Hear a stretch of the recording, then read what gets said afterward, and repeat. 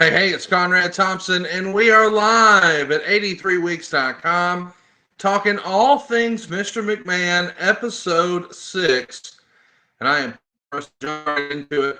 Of course, we couldn't do it without the Hammer himself, the only man to beat Vince McMahon 83 weeks in a row. Ladies and gentlemen, Mr. Eric Bischoff. Well, hello, Mr. Thompson. I hope you're having a great day, as I am here in beautiful Cody, Wyoming, northwest corner of Wyoming, adjacent to Yellowstone National Park. One of the most beautiful places in the world to be this time of year. The leaves are turning. There's a brisk, fresh bite in the air. The geese are flying over, singing as they go by. It's just freaking awesome. Man, I'm glad to hear it, and we are glad that you are with us here today. We are live, so if you've got a question for Eric Bischoff or myself, keep them coming. We're going to be here until we get to the end of episode 6. But joining us, episode 6, just like he was for episode 5, the one and only gimmick attorney, Mr. Mike Dockins. Mike, how are you, man? I'm good, buddy. Good to be back. Thanks for having me. Well, let's jump right into it. I'm pumped for us to be talking about Mr. McMahon episode 6, and I want to go ahead and let everybody know that we're going to talk about the good, the bad, and the ugly from episode 6. But before we do, I want to give a shout out to Travis Medway, who's been a member here at 83weeks.com for 6 months. Greatly appreciate that. And he wants to know, hey, Eric, at the height of your success, was it easy to differentiate between yourself and your character / mainstream persona? Is a support system important? Was it difficult to stay humble and separate real life from work? Of course, Travis asked this because that's really what episode 6 is about. Where does Mr. McMahon end and where does Vince McMahon begin, or vice versa? Did you struggle with that when you were on air for Nitro back in the day? I did not. I did not. I was oftentimes confused and somewhat frustrated that people couldn't automatically discern the difference between the two, because the character that were there aspects of my person, the smart ass, I'm just look at my tweets, for God's sake. That's just kind of second nature. It's my weird sense of humor. I have a smart ass sense of humor. So I turned the volume up on that, as I've said many times. And we heard in this documentary about characters turning up the volume on what's real in their personalities in order to find a way to be entertaining. So there was no difference. I mean, there was a big difference in my mind, and quite honestly, I always would get frustrated that people had a hard time distinguishing between the two, including people in Turner Broadcasting. You've probably heard that story. I've told it before. I won't do it here, but it was amazing how many people thought that character was the real guy. We open up episode 6, Doc, with Vince McMahon talking about he has 2 almost brains, and then he says computers running in his head at all times. And one computer is talking to the producer, and the other is thinking about something totally different with almost like some glee in his eye. And he says on occasion he has a third one he can tap into, but as a result, it's very difficult for him to pay attention at times. And it's bothered him for years because he felt like he wanted to just be normal and fit in. But he had to just eventually embrace it and say, hey, you're different. Just be different. And as the expression goes, F the world. And when the producer sort of presses, what is the other brain thinking about right now? Vince has sort of an interesting look in his eye, and he pauses for a minute, and he says, well, it's something fun, and it involves sex. This is the basis for episode 6. And I think given where we know this story is going, they couldn't have started this with a better clip of Vince. Do you think, Doc? No, they couldn't have. And I don't know about you guys, but what it reminded me of, again, we talked a little bit about this yesterday of fact sometimes being stranger than fiction. It reminded me almost of Dexter. And I don't know if either of you watched the show Dexter. Sure, I did. He talked about the dark passenger, right? That he had this itch that needed scratched sometimes, and he was able to be the family guy and have kids and be married and be a normal sort of day-to-day police officer. But then, boy, every now and again, that itch would need scratched, and he had to do it. And it was always there in the back of his mind, and that's what it reminded me of. But what a great setup for this episode. That was just creepy as fuck, to be honest. Yeah. I mean, I know I saw it the first time, but it still had the same impact on me the second time. I didn't become numb to that. It was bizarre. And, whether this controversy was taking place or not, it would still just be a weird thing and a great way to open up a doc. Eric, you were there once upon a time, and you've talked about how Vince would, change his mind often as the wind blows. Hey, here's what we're going to do, and then not so much. And all right, that's the show. And then the next day, nope, that's terrible. We're starting all over again. And these meetings being pushed. Hey, our 7 p.m. meeting is going to start at 1 a.m. now. Do you think this is what Vince means when he talks about it's difficult for him to pay attention? I mean, you lived that with Vince, didn't you? Yeah, yes, I did live it. And it was one of the more frustrating things about being there for that short period of time. And look, I want to make it clear because I'm going to reference some of the time I spent there with regard to Vince and my take on him. You know, I got let go, fired, however you want to say it. I don't blame Vince. I was actually relieved because I'm just not a quitter. It goes against my nature to quit anything. And I hoped that I'd find a way to make it work, but it was clear it wasn't working. In fact, Vince and I had a conversation about a month or 6 weeks before I was actually let go. And Vince was very straightforward, and I respect it, honestly. We had a private one-on-one meeting, and we're going over a couple things, and he looked up at me, and he just said, I'm not sure this is going to work out. I said, okay, I hear you. I'll try to do better, Vince. I'll try to bring you what you're looking for. And I didn't really think too much about it. I appreciated his candor. And then about a week later, I went from reporting directly to Vince McMahon to reporting to Brad Blum. All right, this train's leaving the station. I can hear the whistle now. So it really wasn't a surprise to me, and it was more of a relief. But, and I say that because I don't want anybody to think I'm bitter or I'm responding in any way because of being terminated by Vince. It's exactly the opposite. I was grateful.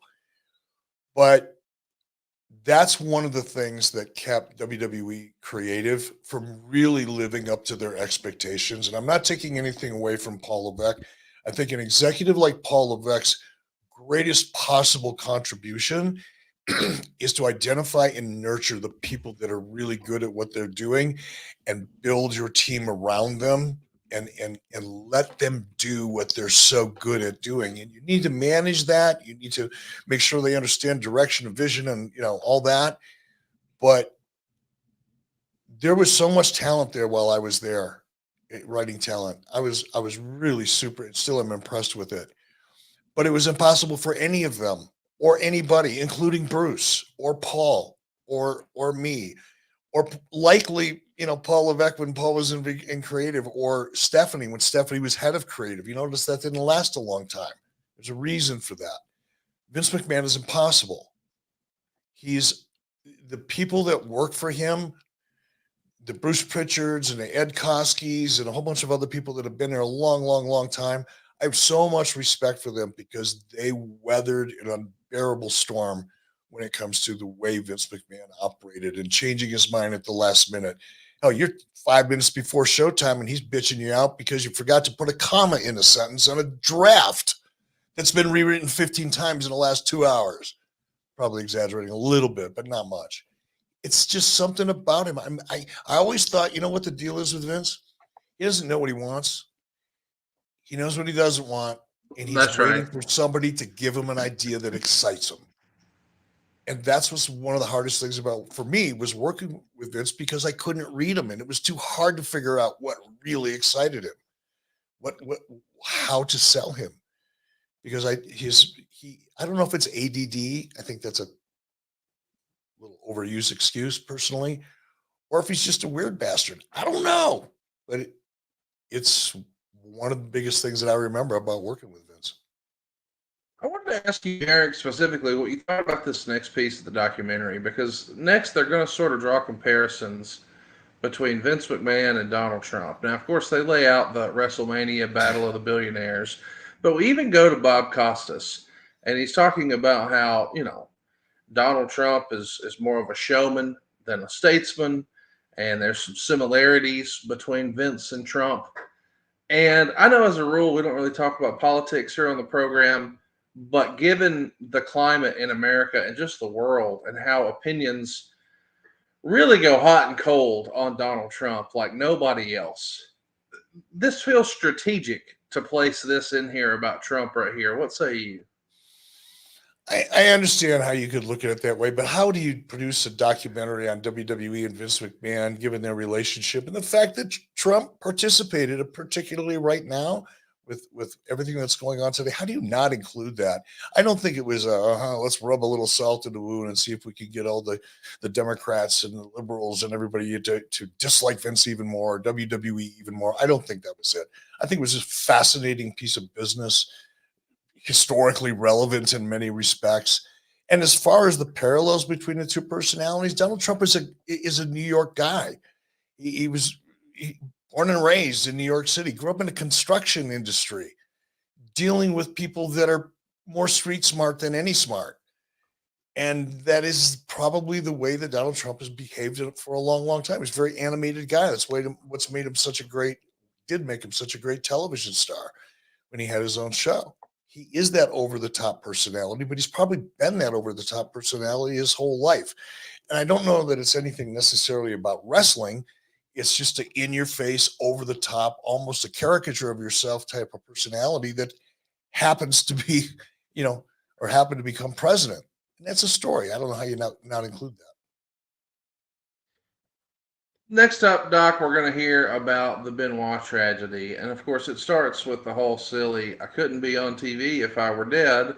So we get the limo explosion, which coincidentally, I just saw a report that limo just sold at auction for like 80 grand. Yeah. Which shocked the hell out of me. A blown up limo is worth 80 grand, but okay. But still, the Benoit stuff, this was sort of shocking to me because one of the things we hear from Vince is where he said this doctor had this ridiculous diagnosis, the exact phrase he used. But Vince was sort of incredulous at the idea that there was some disease that caused this with Benoit. He clearly didn't believe in it. And we even see a clip of him going on the Today Show and calling Chris Benoit a monster. And Chris Nowinski felt a certain type of way about that. Of course, he had his career cut short just 1 year into wrestling. And back then he says, you were viewed as not being tough if you had concussion problems. And that ended his career. And he wanted to change the culture. So when he sees Vince call Chris Benoit on national television a monster, he reaches out to Benoit's father. They study his brain. He sees the slides. And sure enough, Chris Benoit had CTE. And if Chris Nowinski says Chris Benoit had CTE, I believe him. But not everybody sold on it, including Stone Cold Steve Austin. We saw a piece of an interview that he did for this documentary where he said something along the lines of, if you're wrestling and getting a bunch of concussions, you're doing something wrong. And I'm not a CTE guy. I don't believe in it. That was sobering to me, given all that we've heard. But hey, maybe that's just old school. How do you reconcile all that, Dockins? It's hard to reconcile. At the time, if that were a clip from Stone Cold from that time period, then I could buy it because the science was still new and Nowinski was really at the forefront of all this, right? And everybody was really trying to figure out what was going on. And what we saw in the news was the NFL was fighting it. No, this wasn't a thing and all of that. What we didn't know at the time is the NFL had information about this and they were trying to hold it back. And that's why they got themselves in troubles, because they were kind of denying it and weren't really sharing the information and paying for research to debunk it when it wasn't debunking anything. It seems really dated, even though it just happened, for Stone Cold to say that, because I think it's undeniable, right? I haven't seen anything or read anything that says CTE isn't real. I think what people have a hard time dealing with is diagnosing it while someone's still alive, which you can't do, right? We're all just guessing. We're assuming that somebody had concussions and all of that. And one thing, unless I misheard it, that really threw me off in the documentary that surprised me, and I think Chris's research would say this, that it's not just concussions, right? This is why boxers have CTE as well. It's just repeated blows to the head, even non-concussive blows can cause CTE. And so I think that's what people struggle with. It's not like cancer where you can go and get a scan, or you can go get an MRI, or you can go get this and see it. You don't really know. We don't have a way of knowing until, unfortunately, somebody's dead. Well, one thing I do want to give Vince credit for, and even Nowinski gives him credit for in the doc, is that Vince McMahon personally called Chris and said, "Hey, why are you doing all this? Why are you saying all this about WWE?" And eventually, Vince laid out the idea, the opportunity. "Hey, we want to work with you. Come take a look. Let's work together. If you can show real scientific proof, we want to get better." And the result, as Meltzer gives a lot of credit for, were gigantic changes. Fewer days on the schedule. No more chair shots to the head, which Undertaker didn't love. But they did change, and this was positive change. And I thought where at times it does feel like it's just one negative piece after another on Vince, this was pretty well received. I mean, even Nowinski, when the producer tries to sort of pin him down, did Vince do this because it was good for business or because it was better for the wrestlers? And Nowinski almost asked, "What's the difference?" It's good for both. And everybody, including the NFL and every other sports organization, pushed back and fought Nowinski on this. Vince actually embraced it. This has got to be a feather in the cap for Vince of all the negativity that we've seen so far. There's a real bright spot here where positive change is brought about, and he does stand out maybe when others did not. Eric? I'm sorry. I wasn't sure who that was for. I think you're right. Vince does deserve some credit because he was doing something he didn't really want to do, and he's not sure he believed in, but he believed in it enough to my take is Vince McMahon knew what he didn't know. And since he wasn't sure if it was a real issue or if he understood the issue or not, he had enough confidence and trust in Chris based on the way Chris presented his material to err on the side of caution. And he does deserve credit for that. I want to go down here. That sort of stood out to me because it almost feels like at first what Vince was struggling with, the idea that injuries happened or the CTE happened to Benoit, diving head, and Vince work. And he says, "We know how to do this. We know how to not hurt each other. It's an absolute work." I don't know if I buy that. Like in wrestling, concussions are more common than maybe people know. And I'm not a doctor. I'm not an expert on fuck all. However, your brain floats in a brain fluid. It's kind of the shock absorber between your brain and your skull. And I'm not suggesting I know for certain anything, but let's just come at it from common sense. You got a guy who's 6 foot tall, standing up on top of the top turnbuckle. I don't know how high that is, 5 feet, maybe, whatever. We'll call it 5 feet. Now he's 11 feet up in the air, and he's going to come down, and his head's going to stop. Whether he hits his head hard enough to hurt somebody or not, that part is the work. The part that isn't a work, according to, I don't know, Isaac fucking Newton, is that when your brain is traveling at that speed and then all of a sudden stops, the same thing happens inside your skull that happens with the coffee you have on your lap when you hit your brakes unexpectedly. The stuff in the middle keeps going, the brain, and makes contact with the skull. That's how knockouts happen. And obviously concussions happen. So I agree with it's a work. Of course it is. But that doesn't prevent physics from happening. It's kind of like, yeah, this stuff is fake. Well, not really. Not according to laws of physics, it's not. So, yeah, that was a bad take. Bad take that I think represented just an overall disdain for the issue, probably, because it got in his way. Let's talk a little bit about what's next because we immediately go into the negativity from Phil Mushnick. And I think that Dave Meltzer brings up a great point because this is the era where you started to see Phil writing more and more about wrestlers dying young. And they're rattling off a lot of different statistics like Mr. Perfect at 44, Eddie Guerrero at 38, Bulldog at 39, Test at 33. I mean, it's just a sad, dark picture that's being painted. But Meltzer said something I never really thought about. While Mushnick is saying, "Hey, wrestling fans didn't care when one of their favorites died. They just said, 'Hey, just get us another one.'" And I thought, boy, that's really cold and callous the way Phil's presenting that. But then when Dave said, wrestling fans think of it as a real death, they thought of it as the death of a television character. They weren't thinking about it as a 39-year-old father of three and a husband. It was just a television character. That made a lot of sense to me. Have you ever heard it explained that way before, Dawkins, as to perhaps why more wrestling fans weren't outraged about all the deaths because we just thought of them as wrestling characters, like television characters?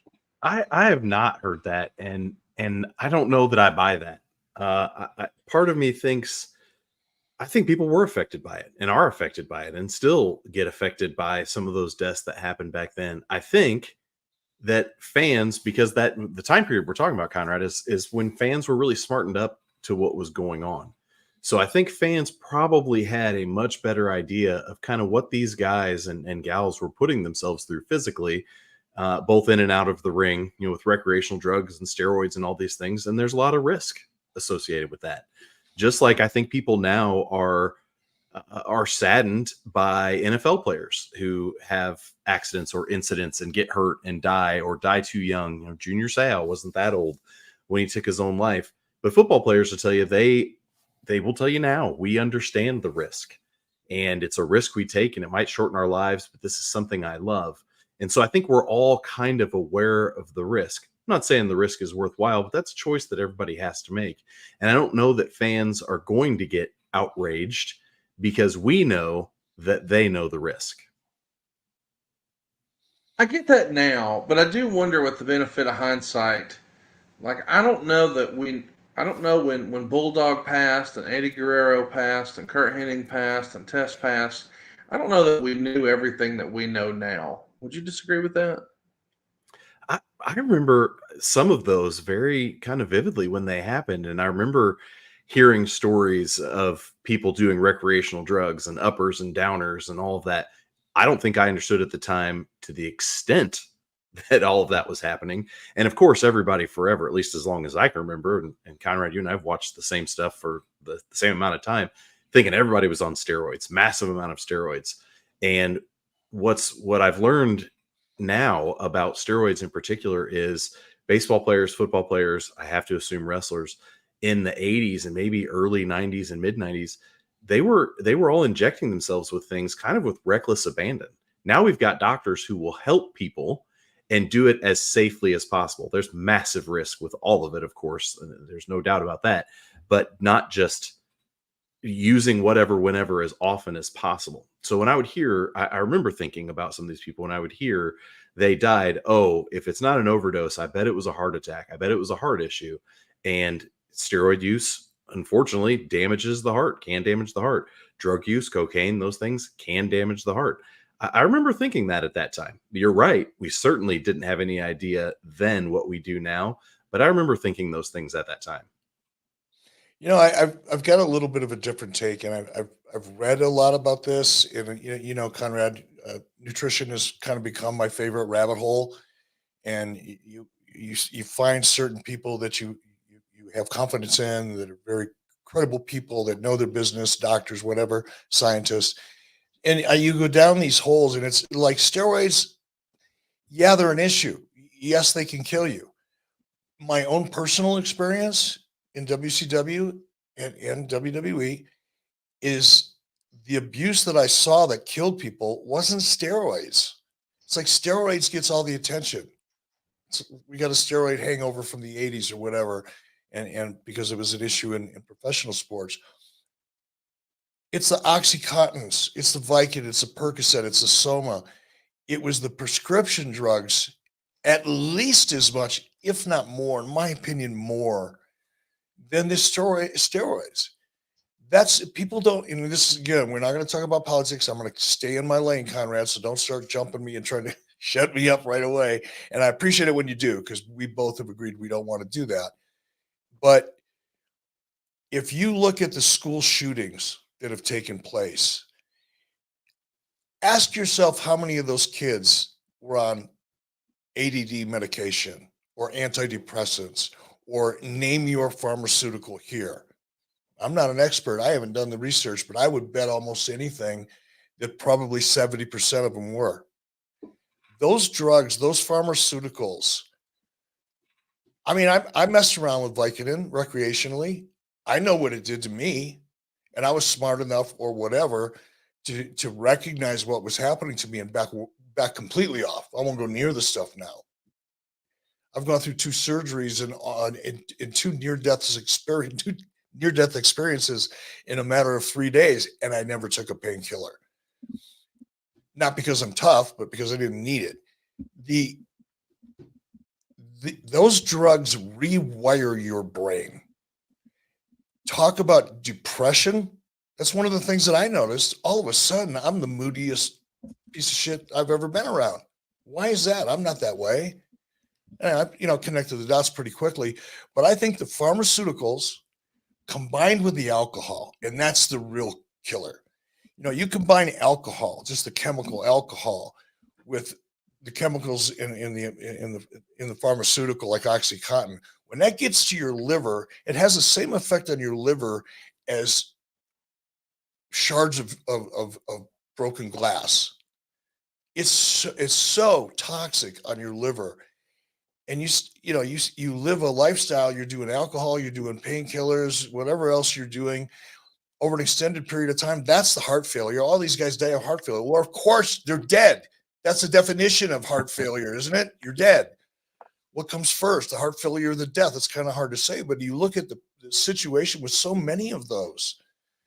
It was the recreational pharmaceuticals and a combination of alcohol. Very little of it had anything to do with steroids.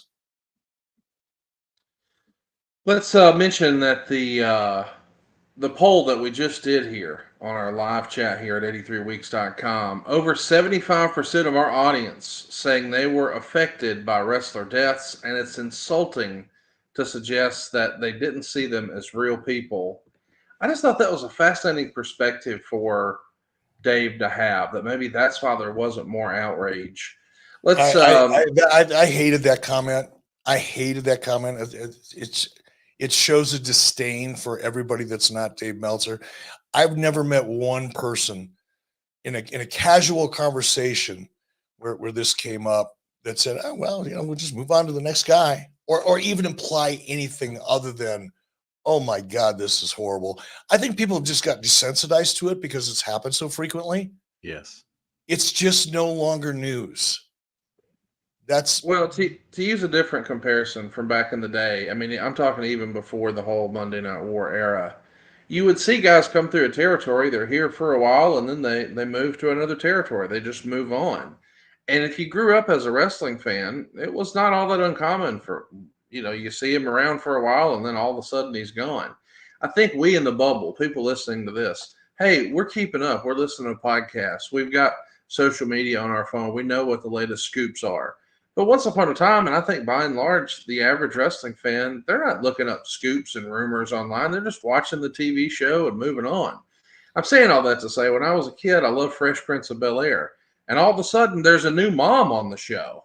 Like, it's a totally different actress, and we're not going to acknowledge it. It's just, hey, this is Aunt Vivian. But that's not the same lady. What happened to the other lady? And they don't say, and we just keep doing our story. So I do think that's part of wrestling as well, is there's so many characters that you're introducing new characters all the time, and some contracts aren't being renewed. Like, I'm sure there's a family at home right now saying, hey, when's Bobby Lashley going to be back on Monday Night Raw? With no idea that the dude doesn't work there anymore. I do want to ask you, Eric, about the interview that Vince had on HBO where he just lost it. Getting in Bob's face once upon a time was bad, but he took it to a new level here on Real Sports when he leans forward and slaps the paper out of Army Catan's hands, and he's sort of mocking him. I mean, it's a big deal. It's highlighted here. Vince sort of sarcastically says the award winning when he references the guy. But he also points out that, hey, I'm going to go on the defensive first, and then I'm going to go offensive. That feels like the real Vince talking to us right there, doesn't it, Eric? 100%. I mean, that just, and again, this is the second time I've seen it, about an hour ago before we started this show. And it actually, you know, the hairs on my arms kind of stood up. I mean, that was Vince. And I think it's, you know, I remember riding in a limo with Vince. There was a couple other people in the car, and it was a lighthearted conversation. We were joking. We were on our way to a building for a pay-per-view or something. We were all in the same limo. Anyway, I don't know what the conversation was, but Vince jokingly said, yeah, I would eviscerate. The way he said eviscerate was like, I would eviscerate anybody that were to attack my business. And it was I don't know, man, just the tone and the drama in it. It was just so intense and believable when he said it. I mean, I took him seriously.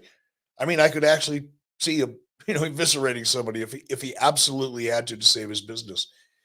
And we got a glimpse, right? Just like I said yesterday, there's these little snapshots throughout these 6 hours.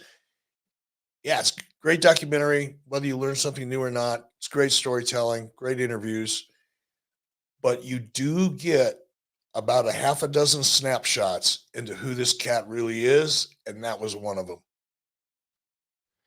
I wanted to ask you, you know, not a big documentary like me. Why do you think we talked about the Undertaker streak in his WrestleMania 30 next? Is it to show the human side of Vince that he left WrestleMania and went to the hospital with Taker? I think it was, you know, I really struggled with this episode because it felt thematically very different than the other episodes. The first 5 episodes felt like we were telling a history of WWE, but through the McMahon lens. And then this episode, obviously, things shifted right mid-production, and so the story had to change. And this is where it feels like the theme of the documentary changed. And so they probably had all this footage, and they were going to keep telling the history of WWE through Vince McMahon and his attachment to it. But then they also had to pivot and really focus on this new scandal.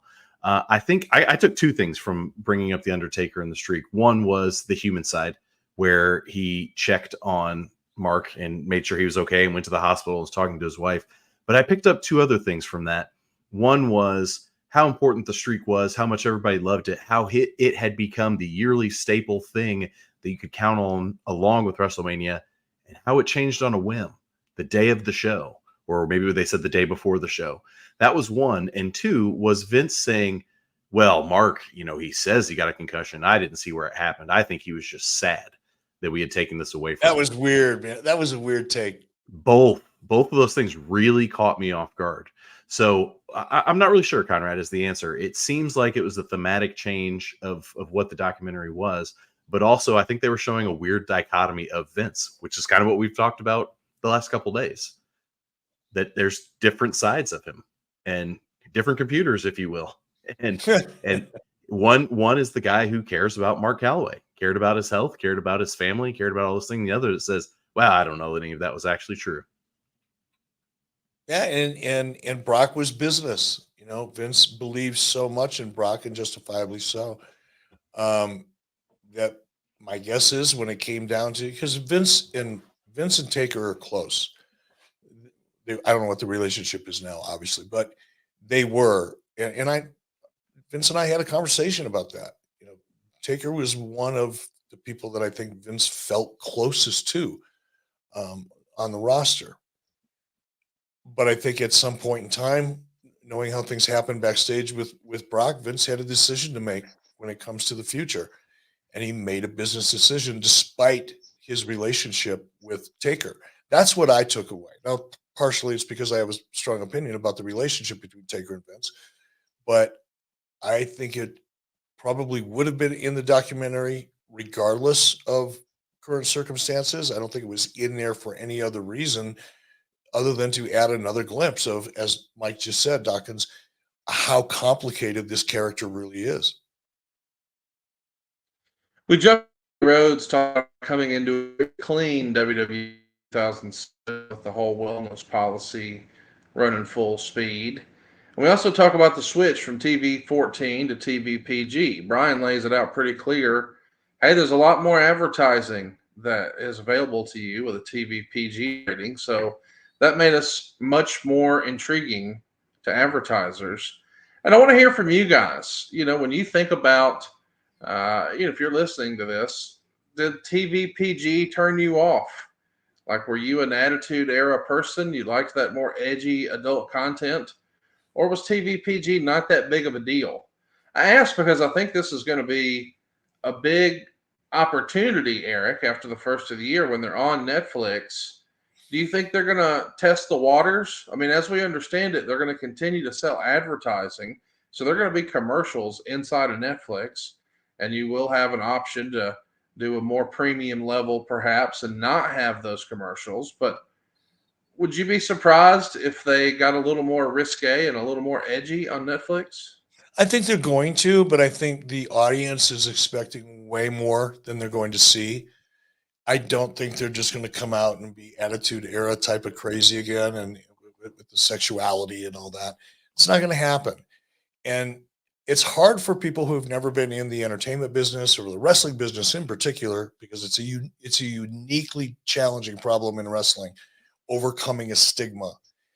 But advertising agencies and the people that make those decisions, you and I have talked about this before, and you're the one that pointed it out. These are probably 26 to 32, 34-year-old women primarily that are out there in the street, in that marketplace. Obviously, there's men as well, but there's a lot of women in that world.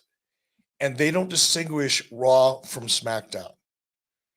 Some of them don't even distinguish WWE from TNA or AEW. It's wrestling.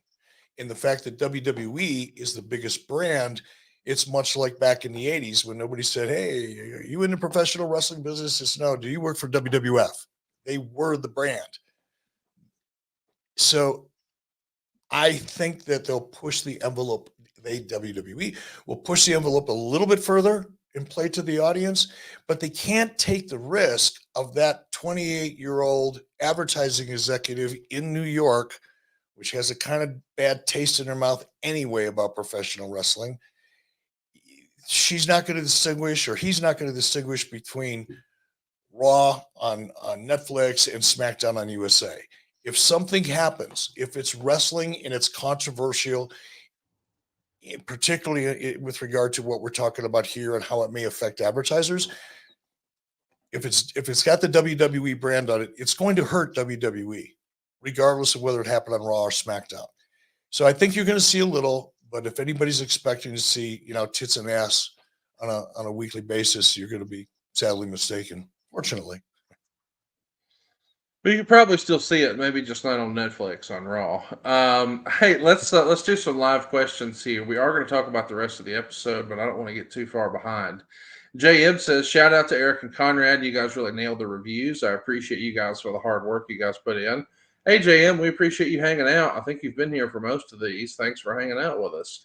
And welcome to the club, CJ Whitmore, who just signed up for 83weeks.com. Appreciate you.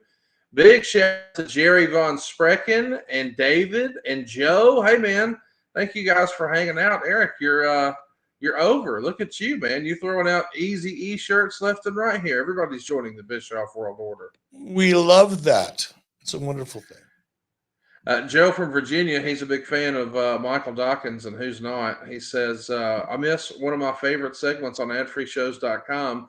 When's the next episode of Wrestling with the Law? Yeah, there's got to be a good topic coming down the pike pretty soon, doesn't there, Doc? Yeah, I think we're gonna have to put something together. I've heard more as I've bumped into people the last few weeks and months that had an appetite for it. So yeah, we'll figure out something. We'll keep it coming at adfreeshows.com. Dan has a question for you, Eric. If the Owen Hart accident happened to Sting or anyone else in WCW, how have you handled it?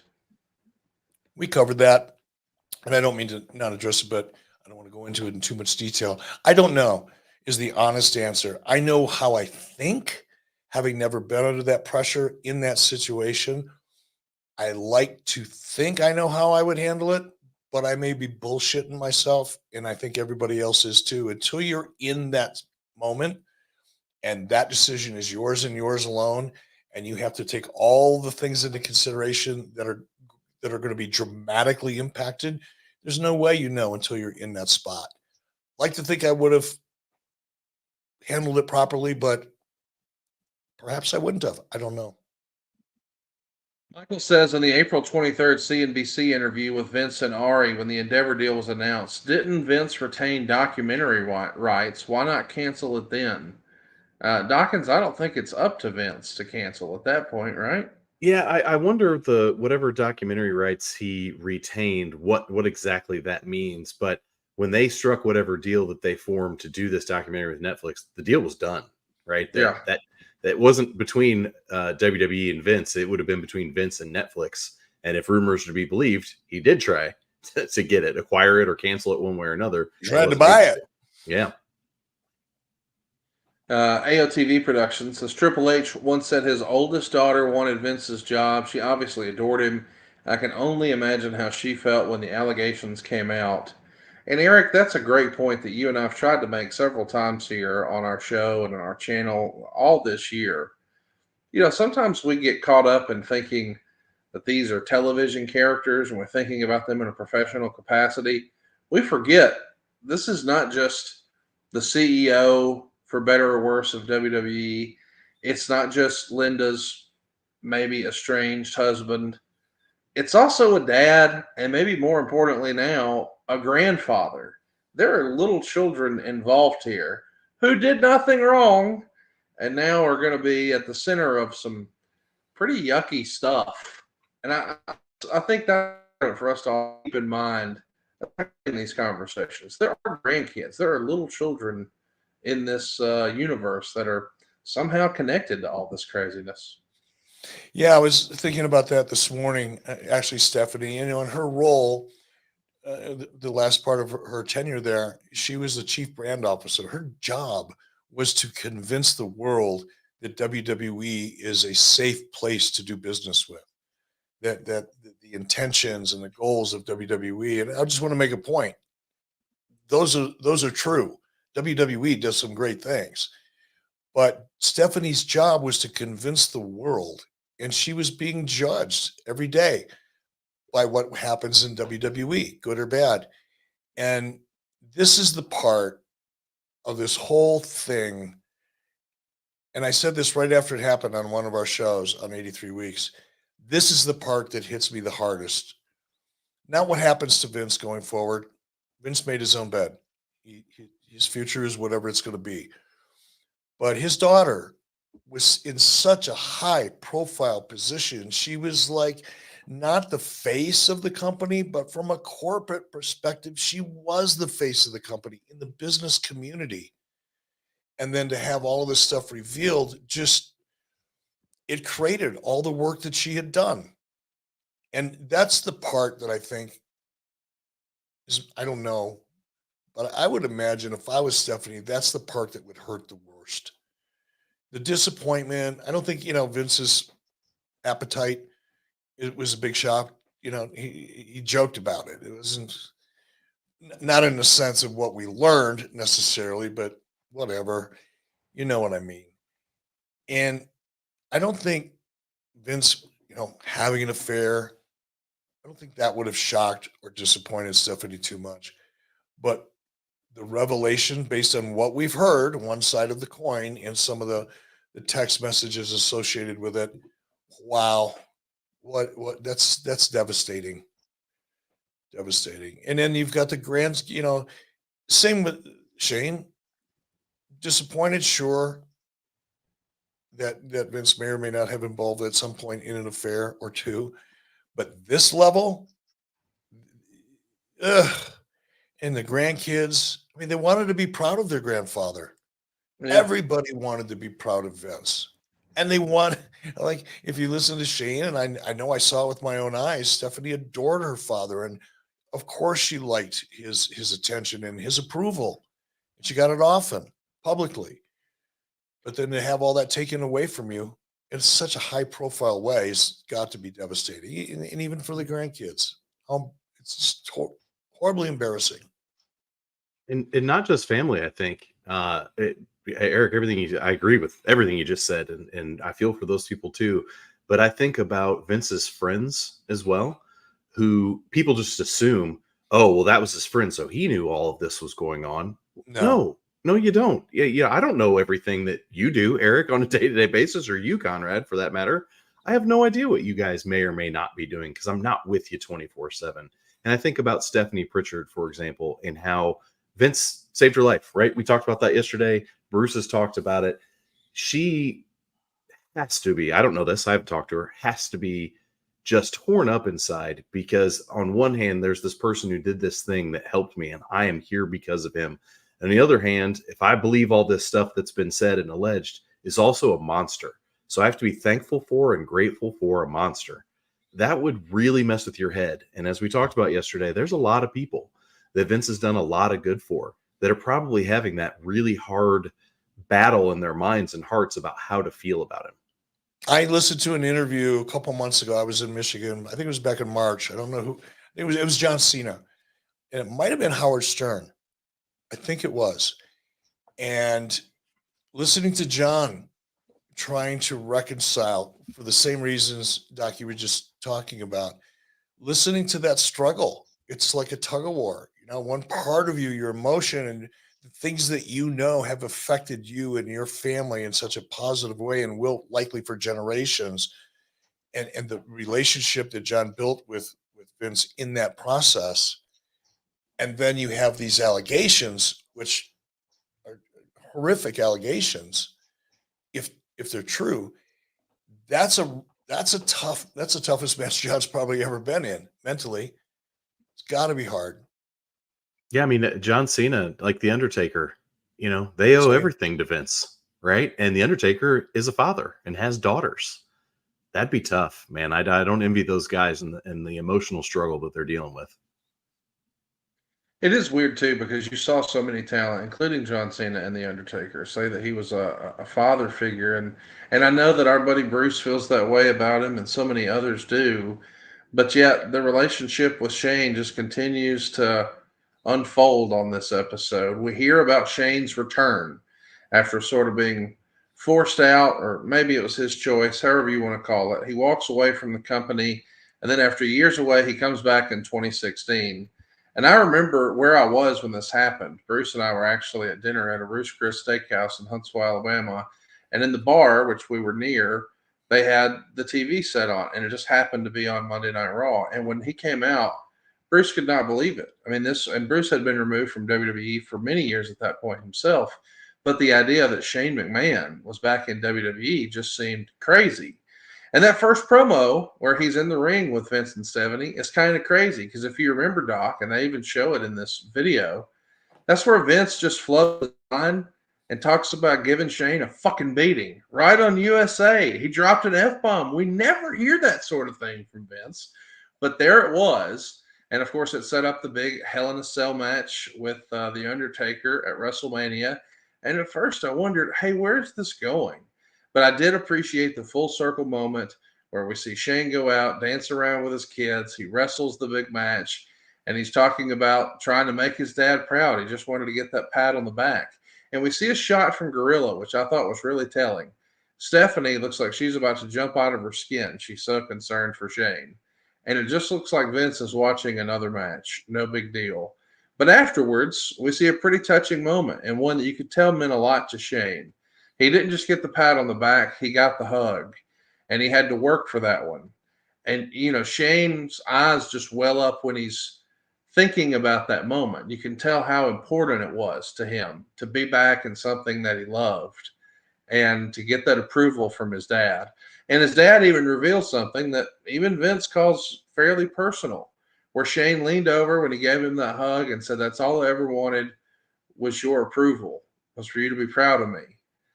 And considering the way this started, Eric, that feels like a full circle moment in the documentary because that's all Vince ever wanted from his dad.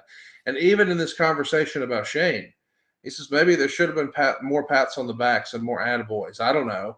My dad never gave me any, and I was fine. I mean, it is Yeah, full well, circle. that's a question mark at this point, but yeah, go ahead.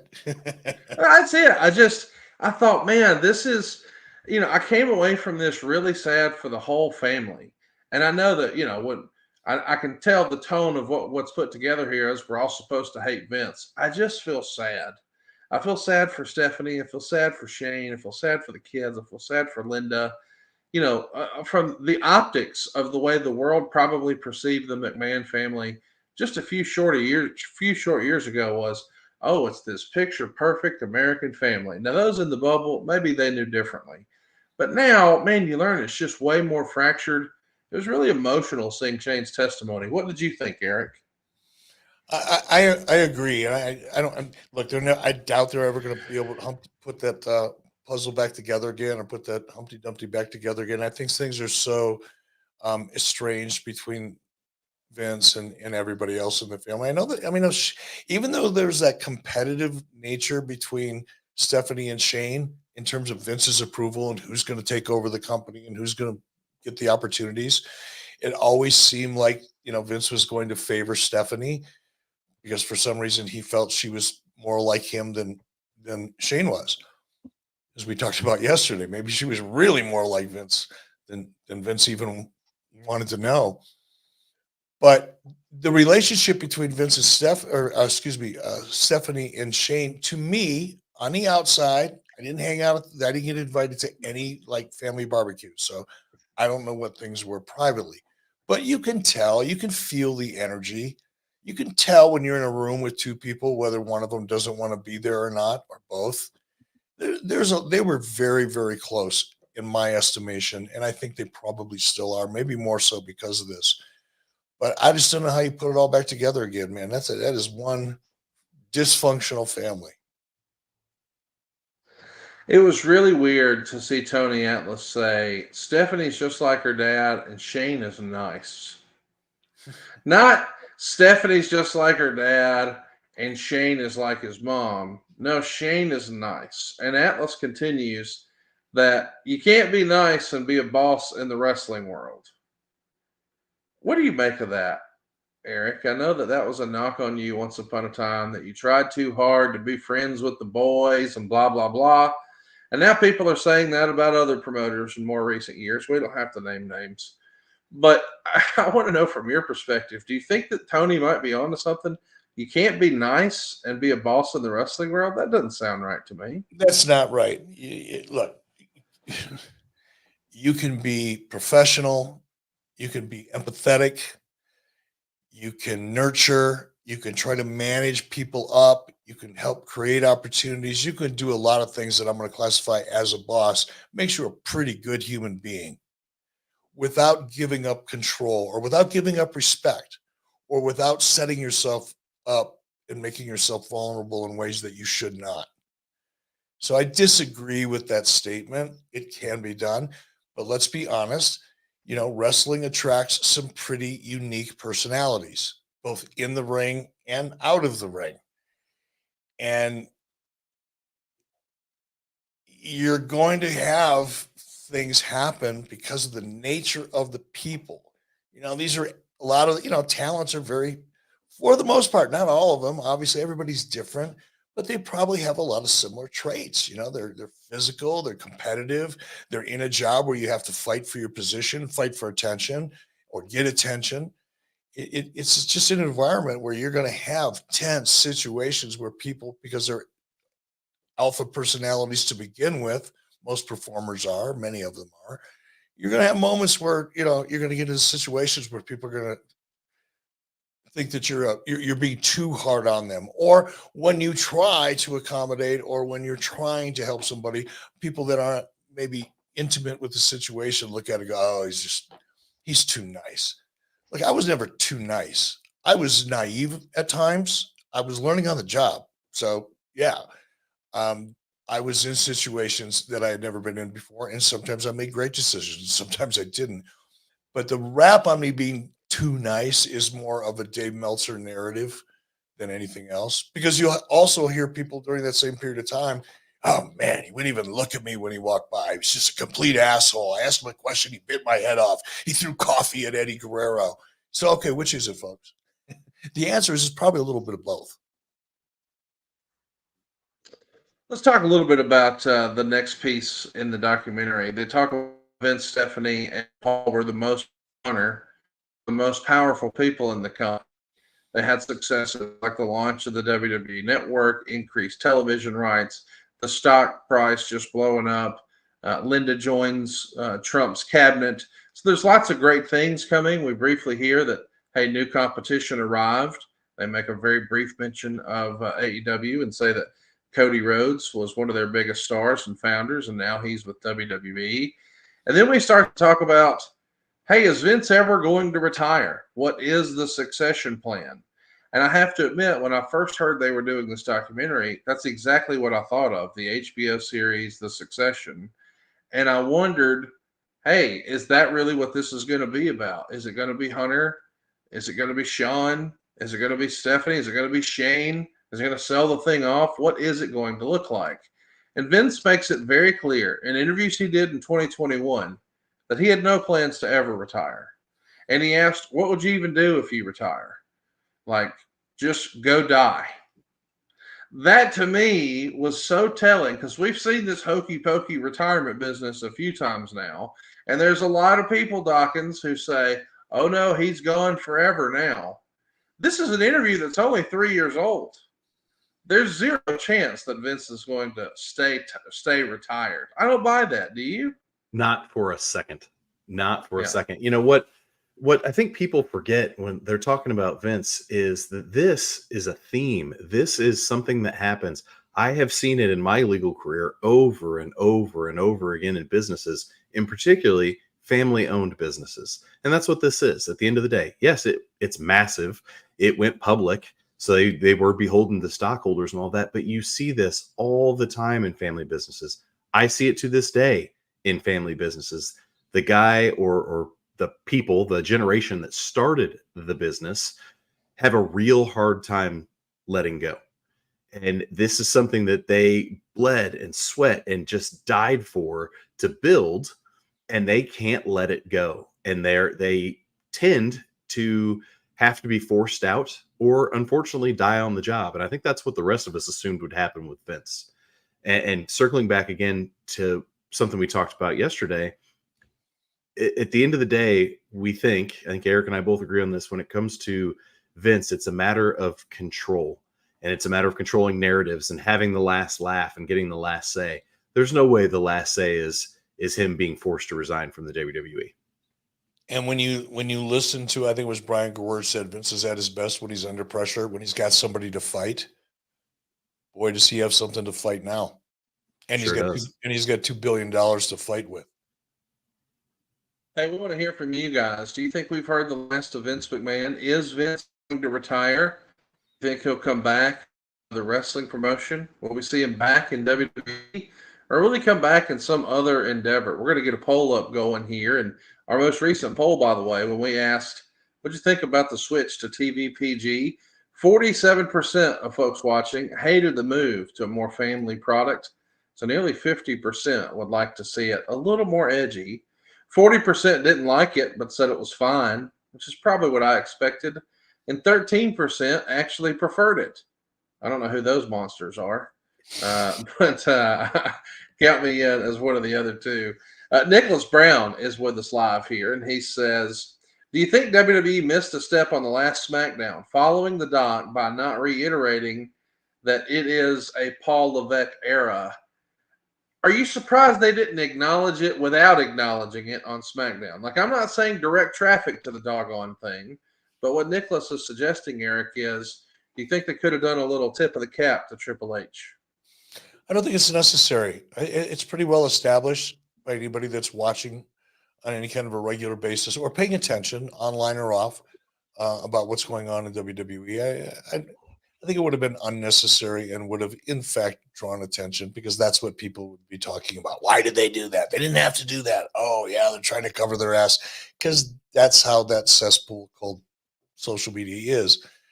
Why go through it? There's no money in it. Nothing positive is going to happen, and Paul doesn't need it. Mo Kicks than Bruce Lee says, just wanted to say good evening to you, Conrad and Eric. Eric, thanks for the wonderful memories and for making Monday nights in my childhood awesome. Holly I Pierce like says, that. I always love it when people tell me I made their childhood awesome, except for that it makes me feel older than dirt, but whatever. Holly Pierce, been listening to work to all. Thanks for doing this. I'm actually listening to you guys right now. Very interesting. Love 83 weeks. Thanks for showing up, Holly. We appreciate you being a part with us. Travis Medway says, Vince, the businessman, is a genius, even in later years, when his bad comedy / storyline formula seemed tired. His business acumen was on the ball. The PG era, making more money, more flexibility than the IWC would like to admit.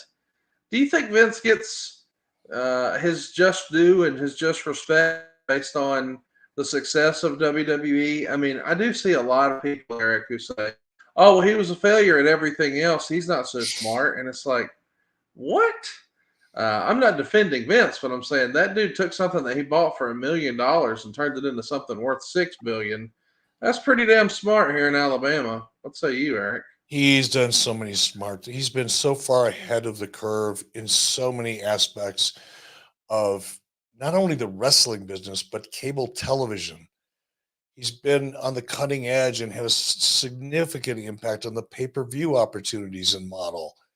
He was so far ahead of his time on OTT. When I first heard about it, I thought he'd lost his shit. Crazy, big move. I get it, but why would you do that and walk away from pay-per-view money from direct TV and all the that's a huge. He was so far ahead of his time in so many respects. It's uncanny. And there are very few people I've ever met that could have done for wrestling what Vince McMahon. In fact, I don't think I've met anybody that could do for wrestling what Vince McMahon has done. You can look at someone like Paul Heyman, for example, and talk about perhaps from a creative perspective, could Paul Heyman, go toe to toe with Vince McMahon creatively? Abso-freaking-lutely. And I think I know who'd win that fight. But Paul didn't have all of the other talents and the vision and the intensity and the focus that it would take to fight and to continue to fight for 30 years. It was a tough fight. And people that say those kinds of things like, oh, yeah, he failed at everything else, those people they've never probably operated a Kool-Aid stand when they were a child, more or less try to grow a business that the business class that you're in, the entertainment business, couldn't stand and look down their nose at. They looked at the television networks and studios, and people in the business looked at professional wrestling back in the 70s and the early 80s is just about 3 notches up from porn. And now look what it is and what it's become. Who else could have done that? I don't know. And he'll never get the credit because, again, people like to judge based on headlines and bumper stickers and what everybody else is saying or thinking on social media. So they don't really think about it. And like I said, they've never been in that business.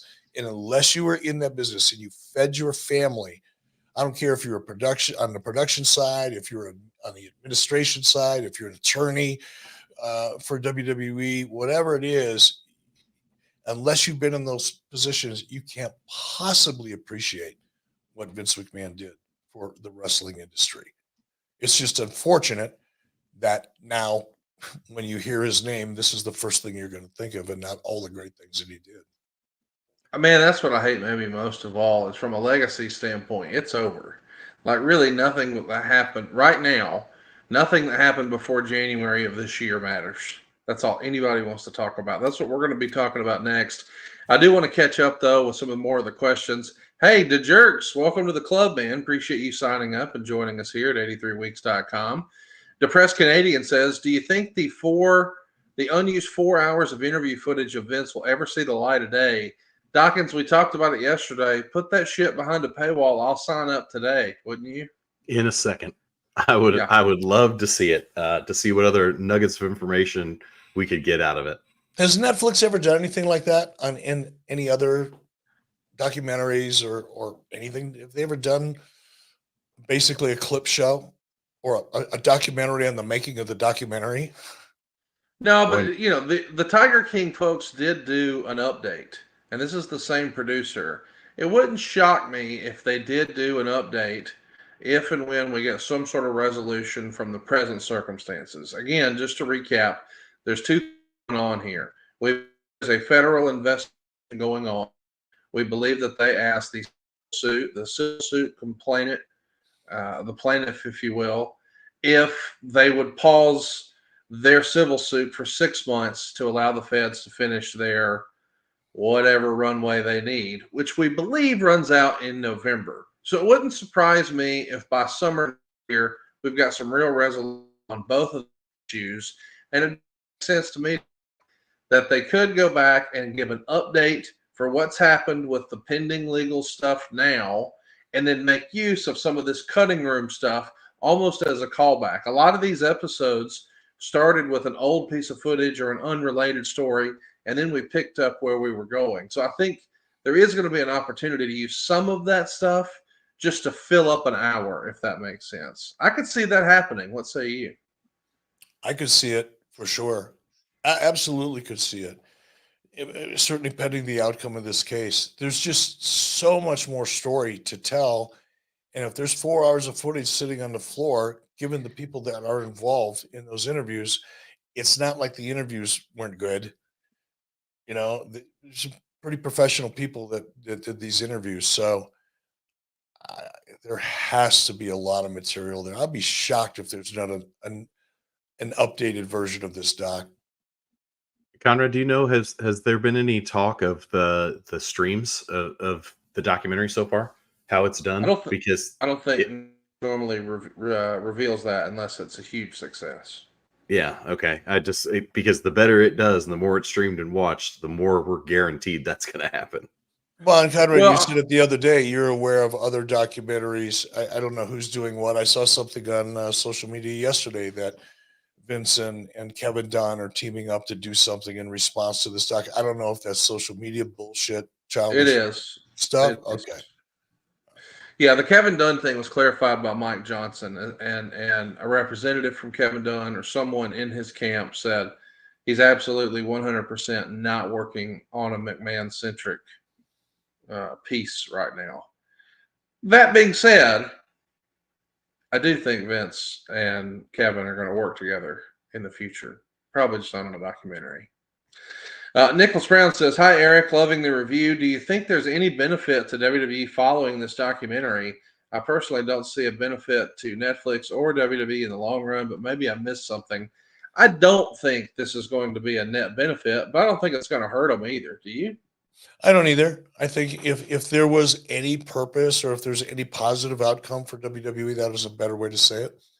I think it's that this is kind of like everybody knows the couple was divorced, but now here's a copy of the papers. It's official, it's notarized, it's done. I think this is the final an attempt in a way to just completely, in the eyes of the public, separate Vince McMahon from WWE. Let's talk more about the documentary because we know what's about to happen. This is where the rubber meets the road after we have this whole succession talk, and Vince says he'll never retire. That's when we see a little bit of a clip of Bruce Pritchard just getting settled. He had clearly just had surgery. You see one of those braces there, sort of off camera. You see them setting up a bottle of water for him. He's moving kind of gingerly after the surgery, but he's still there to do it. No, he didn't want to. This was 2 years ago in 2022. And I'm sorry, no, that was January of this year, 2024. So this would have been around the same time that he had tricep surgery. Anyway, they asked Vince, or they asked Bruce rather, what did you think of the first few episodes that you've had a chance to preview? And boy, Bruce was not bashful. He's Bruce that we all know and love. They looked right at him and said, I thought they sucked. I didn't think it was well balanced. I thought it was one-sided. I thought it was a gotcha piece. I thought you guys tried to put things together and made it look like, hey, how can we make Vince look like shit here? What about the good stuff that Vince did? And when the producer asked something along the lines of, what did we miss about Vince? Bruce said, the human side. And we see a clip a B-roll as Bruce is talking of Bruce and Vince in Gorilla, and they're both laughing, having a good time.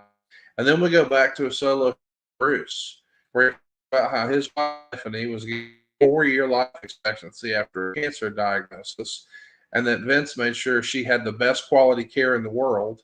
And 24 years later, his wife and his family are still here and intact. And I know that's the way Bruce feels in real life. And I know that he got absolutely slaughtered online for defending Vince like this.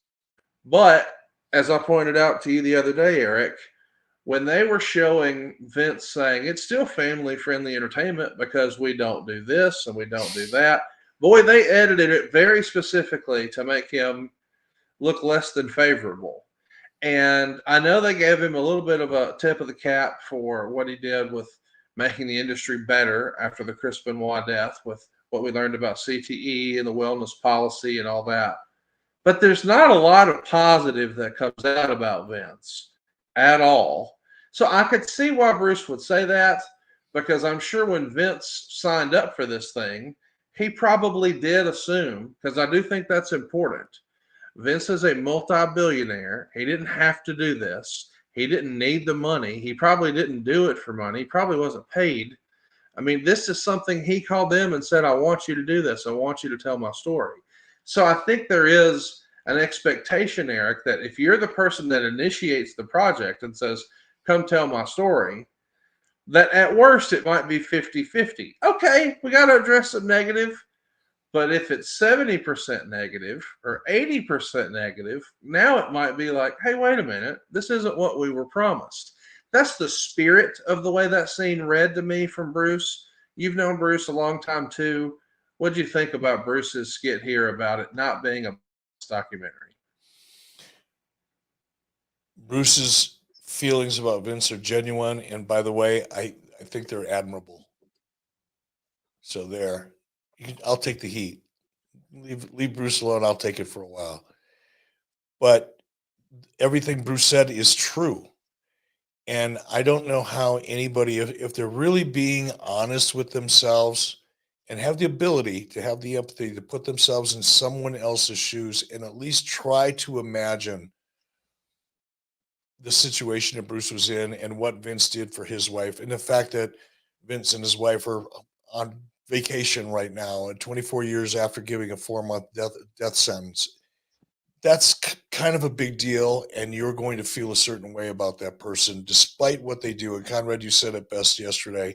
You can love the person and hate the deed, and I think that's where Bruce is at. And Bruce is being brutally honest about how he felt about Vince and bringing up something, an example of one thing of many things that Vince has done to help people without any expectation of a thank you or any publicity whatsoever. You don't do those things when you don't want publicity because you're a bad person. That's why I said, when this whole thing started, he's so complicated. And I see why Bruce says you're only seeing that one side of him. Yeah, he's a crazy person. We all know that. He's a hypocrite. We all know that. We didn't even need this documentary to tell us that. I've been saying it for 2 decades, talking about stealing talent and all that other stuff that we just laughed about when we saw Vince actually saying it in this documentary. None of that shit's new. And it would have been nice to see that other side of Vince, not to manage Vince's perception in public, but to add to the depth of the complexity of this human being, which is what this documentary should have wanted to do, as well as telling a great story that'll make people go, "Oh my God, do you believe that?" Oh, sure, you got all of those emotions. They checked all those boxes, but they missed the one completely with regard to the complexity, the deep, deep, deep complexity of this guy's character and personality. It would have been better to show it. And I understand why why Bruce is even more sensitive to it than I would be or any one of us would be. Let me say this too. I hope everybody has a friend in their life like Bruce Pritchard. How about that? I mean, even in the spite, and he knows he's going to take some arrows for that, but he looked right down the barrel of the camera and defended his friend. no matter what you think about the friend or the actions or even Bruce. That's pretty damn admirable to take a bullet for your boy like that. We're getting lots of comments like this, Dockins, and I'd love to just see how you respond because I know you know Bruce. Stephen McCool reacts, says, Bruce is disgusting and knew everything, and then gives the eye roll emoji. Bruce has been getting on his social media since January. I just think it's ridiculous. You're an attorney, you know Bruce. What do you make of this behavior towards Bruce right now? I mean, it's just not fair, Conrad. You actually took the words right out of my mouth, which was all of the allegations, all the things aside, man, wouldn't we all be lucky enough to have a friend like Bruce? Because right now it's all one-sided, right? We have a complaint, we have allegations, and they may be true. I hope they're not, but they could be 100% true. But this is the nature of the legal business and any lawsuits, whether it's a criminal lawsuit where it's coming from the state or the feds, or whether it's one person against another. A complaint gets prepared by that person's attorneys, that person's advocates, and they're going to put all the spin in the world on whatever the story is to be most favorable for their client. And similarly, there's going to be an answer to a complaint, and that person's attorneys are going to put the other spin on everything, right? So everybody's jumping in and attacking Bruce and even attacking Vince for that matter. And I understand why. This is some pretty heinous stuff that's been talked about.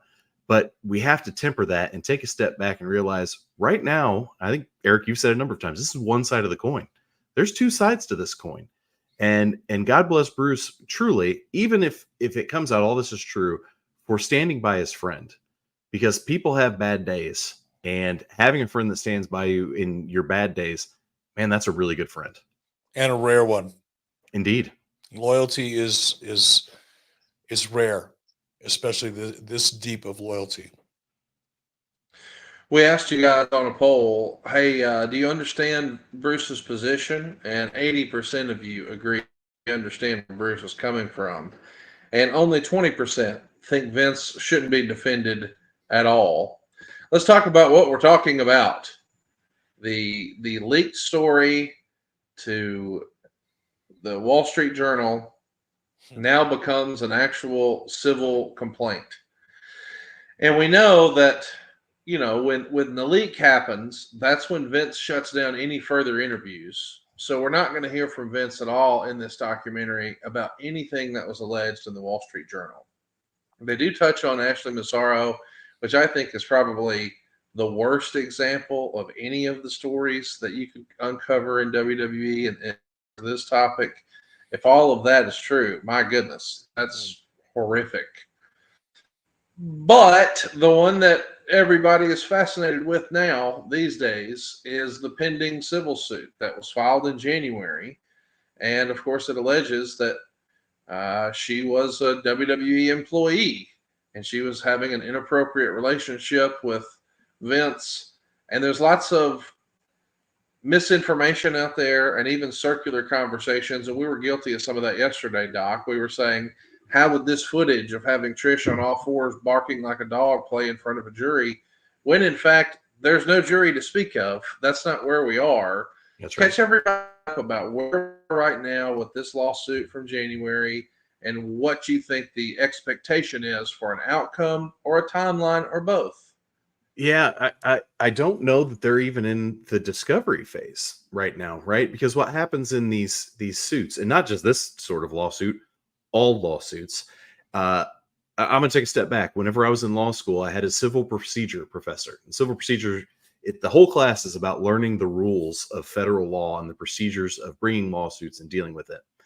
And he stood up there and he told us as a class, he goes, the justice system, that's a misnomer. There is no justice in the justice system. It's just a process. That's what you're given. And it's not always even a fair process, to be honest.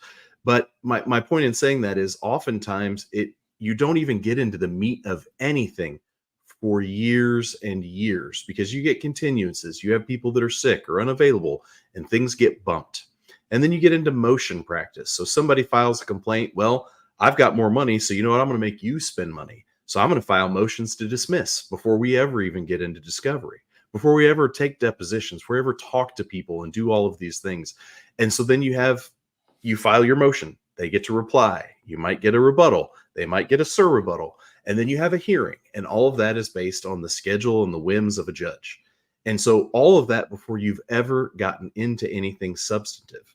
And even before you ever get to a trial, you have motions that can be made, a motion for summary judgment. Hey, judge, if you take every fact that the other side has presented and look at it as favorably as possible to them, there's still no way you're going to find for them. So you should find for us and you should dismiss this thing. So I say all that to say, I mean, it's a lot of gamesmanship. It's a lot of strategy. And as far as I know, they're not into discovery yet. And discovery is going to be, you're going to have requests for admissions. So things are going to be sent back and forth about, hey, so-and-so, admit this is a thing. And there's gamesmanship there. You might not even respond to it. So then now the other side has to file a motion to compel discovery, to compel a response to these things. You have written interrogatories, which are written questions. You have document production and all these things that come with any documents they may have. And then you have depositions. And depositions, again, as the plaintiff or even the defendant, whichever side, but as the plaintiff, you have to serve them a notice of deposition. You have to go to a place that is convenient for them. So you're traveling to wherever they are to take their deposition. You have to have a court reporter. You have to have all these things that are just administratively speaking, stepwise speaking, expensive, and it takes a lot of time. The thing about depositions is, and I'm trying to think of one off the top of my head, but we see it all the time. Well, Bill Cosby, we talked about that yesterday. Depositions about things entirely unrelated got leaked. Information, questions got asked. So when you talk about a deposition, you can pretty much ask anything you want of anybody. And the person whose deposition is being taken will have an attorney there with them who will defend the deposition and object to things and all of that. But even if you object, it doesn't mean you don't have to answer always. There are some instances where you don't have to necessarily answer, but sometimes you do have to answer it even under objection. So when you can ask anybody anything under oath in a deposition, boy, that's going to get real uncomfortable for a lot of people. And I'm not talking about just Vince, anybody else that's being deposed, including the accuser. So do I think it'll get there? Do I think it'll get to depositions? I don't. I think there'll be some sort of settlement before that. Well, what do you, Doc said that, what do you think is next? I'm sorry, you're breaking up there. I think I know what you asked me. I don't disagree, obviously. Mike is a lawyer and I'm not. And I know that he's right. It's just frustrating to me. I'm tempted not to say what I'm going to say, but fuck it. That's not my style. If Vince is going to fight. Let's take it to trial. Let's not settle. If he's indeed innocent. If he's innocent, fight this thing. And I don't know if innocent is the right word. Not liable in a civil context. If he's not guilty of some of the things that he's been accused of, then fight this thing. Because if he settles it, he'll never get away from the stink that this situation has created, ever. He'll be presumed guilty. And if he's not guilty, I would hate to see that happen. If he is guilty, I'd like to see it out there in public. Let him fight out. Let him fight in the middle of the street, like he did when he was a kid. Let the world see the fight. But if he's not guilty of all the things that he's been accused of, I'd hate to see him write a check and just walk away. They mentioned that Vince sells all of his stock. That's not exactly true. He still has WWE stock, as I understand it. But the point is, he's out. He's no longer involved. And then they go on to have the biggest, most successful, most profitable WrestleMania of all time. And then we do almost a roundtable of sorts where we're doing quick cuts and asking the different legends the same question. What will Vince's legacy be? And the Undertaker can't come up with an answer. Neither can Trish, Booker T, and even Cena says, I'm the wrong guy to ask that question. But Tony Atlas has no problem saying he's the greatest promoter of all time. He earned that. And even if there are things about him I don't like or respect, you can't take that from him. And even Meltzer says there's a lot positive and a lot negative. Vince is the most important figure in the history of wrestling. He was at times a creative genius, but he wasn't a saint. And I think that's really the picture they're trying to paint about Vince, is that he's not all good, he's not all bad, he's certainly a flawed human being, but he did make a big impression on a lot of people with some of his creations. And I think that's why a lot of people, myself included, have had a hard time reconciling this. Like, it was really tough to read what most of us read in January. And how do we reconcile our fandom around that? And now, of course, we know Vince is on the outside looking in, but it still feels weird to think about a WWE without Vince McMahon, doesn't it, Dawkins? It does. That's all we've known. That's all we've known in our entire fandom for 40, 44 years for myself. That's all I've ever known is Vince McMahon. And I think, Conrad, you and I have had conversations, obviously off camera and personally trying to reconcile it. And the thing that I always come back to, and we talked about it yesterday, was, and even today, hate the sin, love the, or yeah, hate the sin, but love the sinner, right? We can appreciate, or try to appreciate, the good he has done. We don't have to forget the bad. We have to acknowledge it. We have to recognize it, but we can still appreciate the good that he has done. I wanted to follow up on something we talked about yesterday, Eric. We touched on it yesterday, but this is really the episode where the rubber meets the road. And we talk about that anonymous email to the Wall Street Journal. And there's been lots of rumor and innuendo about where that email came from, how it got there, and sort of who was the whistleblower. And we see a narrative put together in the documentary that certainly makes the viewer believe that Stephanie was behind that. We catch in the gorilla position a conversation we probably weren't supposed to hear, where Heyman, he thinks, is having a private conversation, whispering in Stephanie's ear. He's put you in a position constantly in life to battle him. You know that, right? And she says something like, "It sure feels that way." And we also see a report that Vince McMahon only agreed to step down originally in 2022 because someone very close to him talked him into it. And the implication is made that very close to him means Stephanie. And Bruce could clearly sense that that's the direction they were heading. And he says, "I don't know what led to Stephanie leaving the company, and neither does Dave Meltzer, and neither does Shoemaker. They're all just making assumptions." But I do think that is the common assumption now, that perhaps it was Stephanie that sent that email. Do you still believe that, Eric? Well, I'm not sure I believe it at all. I mean, I've heard it. I don't, it's not that I believe it. It's just that I find it a very intriguing possibility, given the theme and the nature of a lot of the narrative that took place earlier in this documentary with regard to Shane and sticking him, if you want it, Shane, if that's what you want, put this knife through my chest because that's the only way you're going to get it. And if you go do it, then I'll know that you're not man enough to do what I had to do to my dad to get him out of the way. What the hell? And we've all talked about throughout this thing how much, in everybody's perception, not just mine or yours or Doc's, but everybody's perception, that Stephanie really was a lot more like Vince and Shane was a lot more like Linda.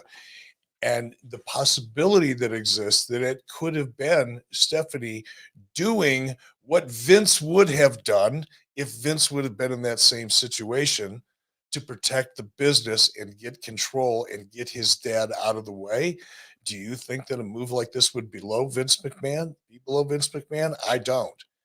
I think it would have been one of the things on the table if Vince would have been in the same position, a similar position.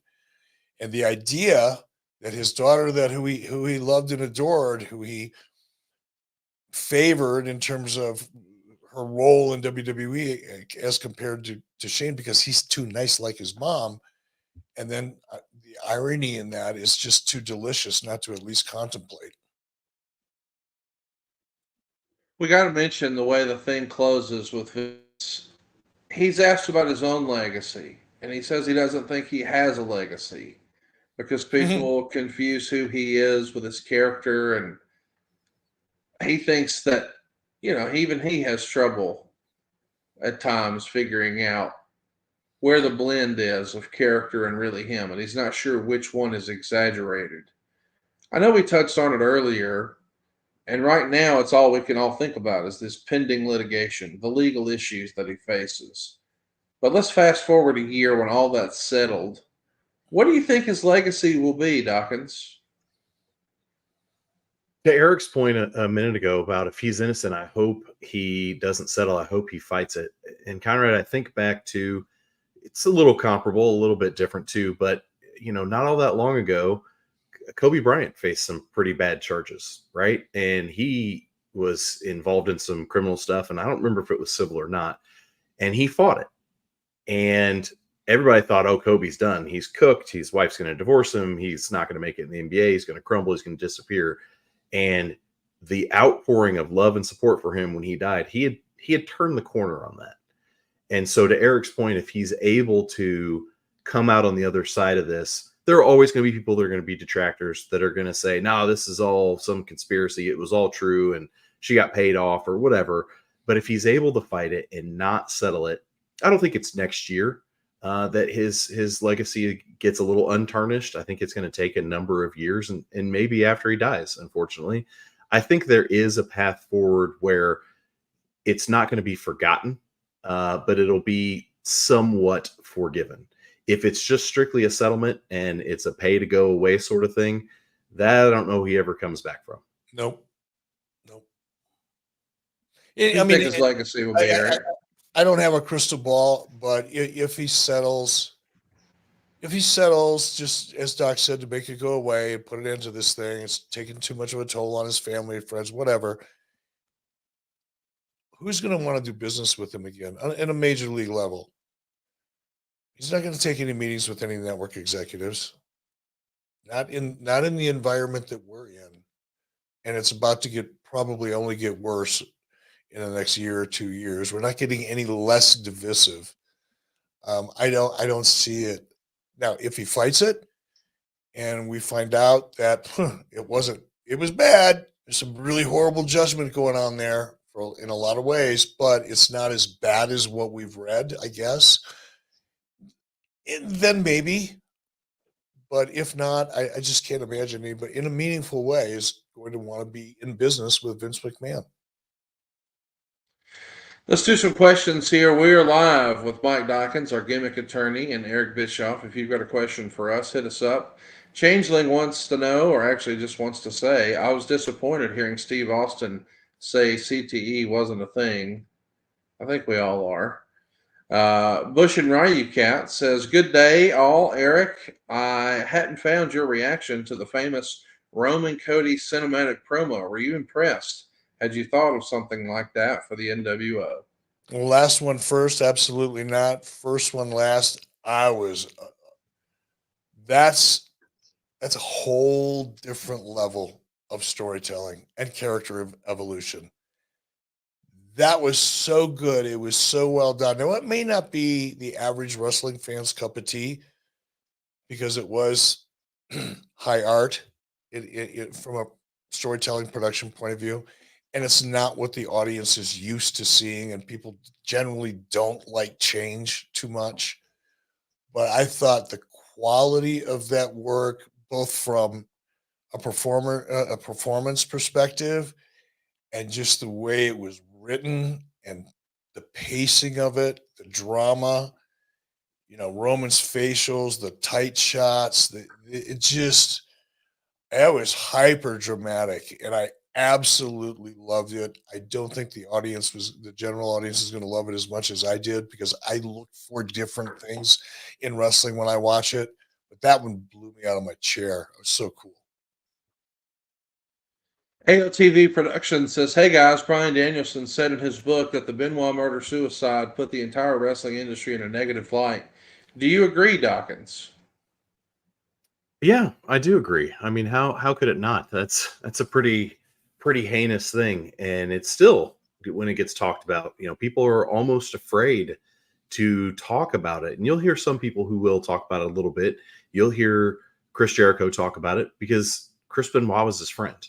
And you'll hear some other people talk about it, but even to this day, I mean, it's just one of those things that's so horrible that people can't separate that feeling from the context, and the context is wrestling. Unfortunately, yeah, it was damaging to the whole business, I think. I don't know how damaging though, Doc. When I heard the news, I was literally sitting at a dinner with a bunch of executives from GNC. I think we were in Pittsburgh, actually. I know we were. And there was probably 10 or 12 of them in the room. I was literally sitting there with Hulk Hogan when I got a page or a text from Diamond Dallas Page and said, call me, Chris Benoit. And so I called him right away. And that's when I got the news. And when I got back, I was pretty shocked, right? Devastated, not sure how to react, quite honestly. And sat down and Hulk said, what was that? What's that about? And I told everybody at the table the news because they're going to find out anyway. It's not like I was going to keep it a secret. And we were there to discuss the possibility of doing business together on a couple different levels. And we got into the conversation, explained what I knew at that point in time. And I didn't see much of a reaction. I don't know that the advertising was really affected. Perhaps for a short period of time, maybe an advertiser or two got sensitive and became afraid of what may happen, what new information may come next. But I don't know that it really affected the business of the wrestling business as much as it affected the perception by the fans of the wrestling business or the perception of what they think is going to happen. I just don't think it really registered. Yeah, I agree that I don't think that it affected the business, but I think it put the business in a negative light. There's some people in the comments talking about Aaron Hernandez or OJ Simpson and all of that. I remember a lot of narrative around those two specifically, not necessarily Chris Benoit, but the narrative being, look at these stars in the NFL and what they're allowed to get away with. And the NFL promotes these people and does all these things. It just put the NFL in a bad light, even if just tangentially, just a little. And I think it did that. Effect? I don't think it had a long effect. Bad light, absolutely. Of course. But I don't think it really had an impact on the business. And I guess that surprises me to a degree. I'm grateful. We all should be, but I was a little surprised that it didn't have a bigger impact. Henry Davis wants us to know it was very telling how Vince said Mr. McMahon is not the real Vince, but all of his talent basically said, oh yeah, that's him for the most part with the volume turned up. AOTV Productions says, I feel bad for Bruce Pritchard. He's thankful for Vince for what he did for his wife, and then these allegations came out. Can't imagine how he feels. By the way, they did Bruce dirty. I know we didn't touch on that, but they let him go on this diatribe and then post 2 days later. I mean, I know he felt a certain type of way when he's motherfucking the creators, and I'm sure they felt a certain type of way when they heard it. But I felt like, boy, 2 days later was like, goodness gracious. Yeah, they had to get Samantha, even. Yeah, that's what that felt like. They're guilty of what they were accusing Vince of being. Samantha says, I sent you something on Twix, but I saw where Bleacher Report is stepping away from pay-per-views with AEW. What do you think about it? I think that's just a contract thing. What do you think, Eric? I have no idea. There's a lot of moving pieces, I guess, in discussion. We still haven't heard the WB deal or the renewal. We've heard conversations about pay-per-view moving over to Max. Look, there's a lot of moving pieces apparently in this deal that is yet to be announced. That's been teased for the last 3 months. But that's understandable too. If there is a transition in the pay-per-view aspect of AEW's business with regard to this renewal, kind of makes sense, doesn't it? Yeah. I don't know what the future of the Bleacher Report is. It may not even be around a year from now. And then it would make even more sense that AEW is transitioning to something else other than Bleacher. So I think anybody that reads too much into that is just entertaining themselves. I think BR Live has lost money. I think AEW was a big deal for them. So for them to allow AEW to leave makes me think they're just going to fold that thing. Yeah. Dan Lutzka says, I honestly think Shane or Vince will have a say in AEW. Dockins, I'll let you tackle that one. Well, I don't think Vince will have anything to do with AEW. I think if Vince is involved in wrestling at all, he's going to be his own boss. Because if he went to AEW, he's going to have a boss. or at worst a partner. And I just don't think his personality that fits. He does not play well with others. He Yeah, never there's no chance has, there. and he never will.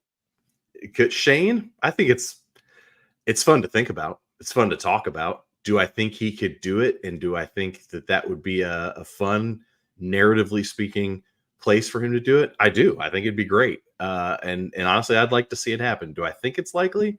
I don't. Can you imagine how wild it would be if all of a sudden Vince came out and said, I got some money kicking around. Let's have some fun. I'm going to buy TNA. I'm going to buy New Japan. I'm going to buy AAA. I'm going to buy the NWA. I'm just going to spin up my own thing here. I mean, those properties could all be acquired, I'm sure. I don't think Tony wants to sell AEW, but he's bought wrestling promotions before, several of them. What would a couple more be, Eric? I could see it happening. I guess. I mean, he's a freak that way. And he's 79 years old. He's got more energy than I have. He's probably got more energy and drive than I had when I was 25 at this point. Anything is possible when it comes to Vince. I don't see him in AEW. That's not fathomable unless he were to buy it. And Doc knows obviously better than I do, but I don't see that happening. It's not like the cons need a check. Why? That's not real.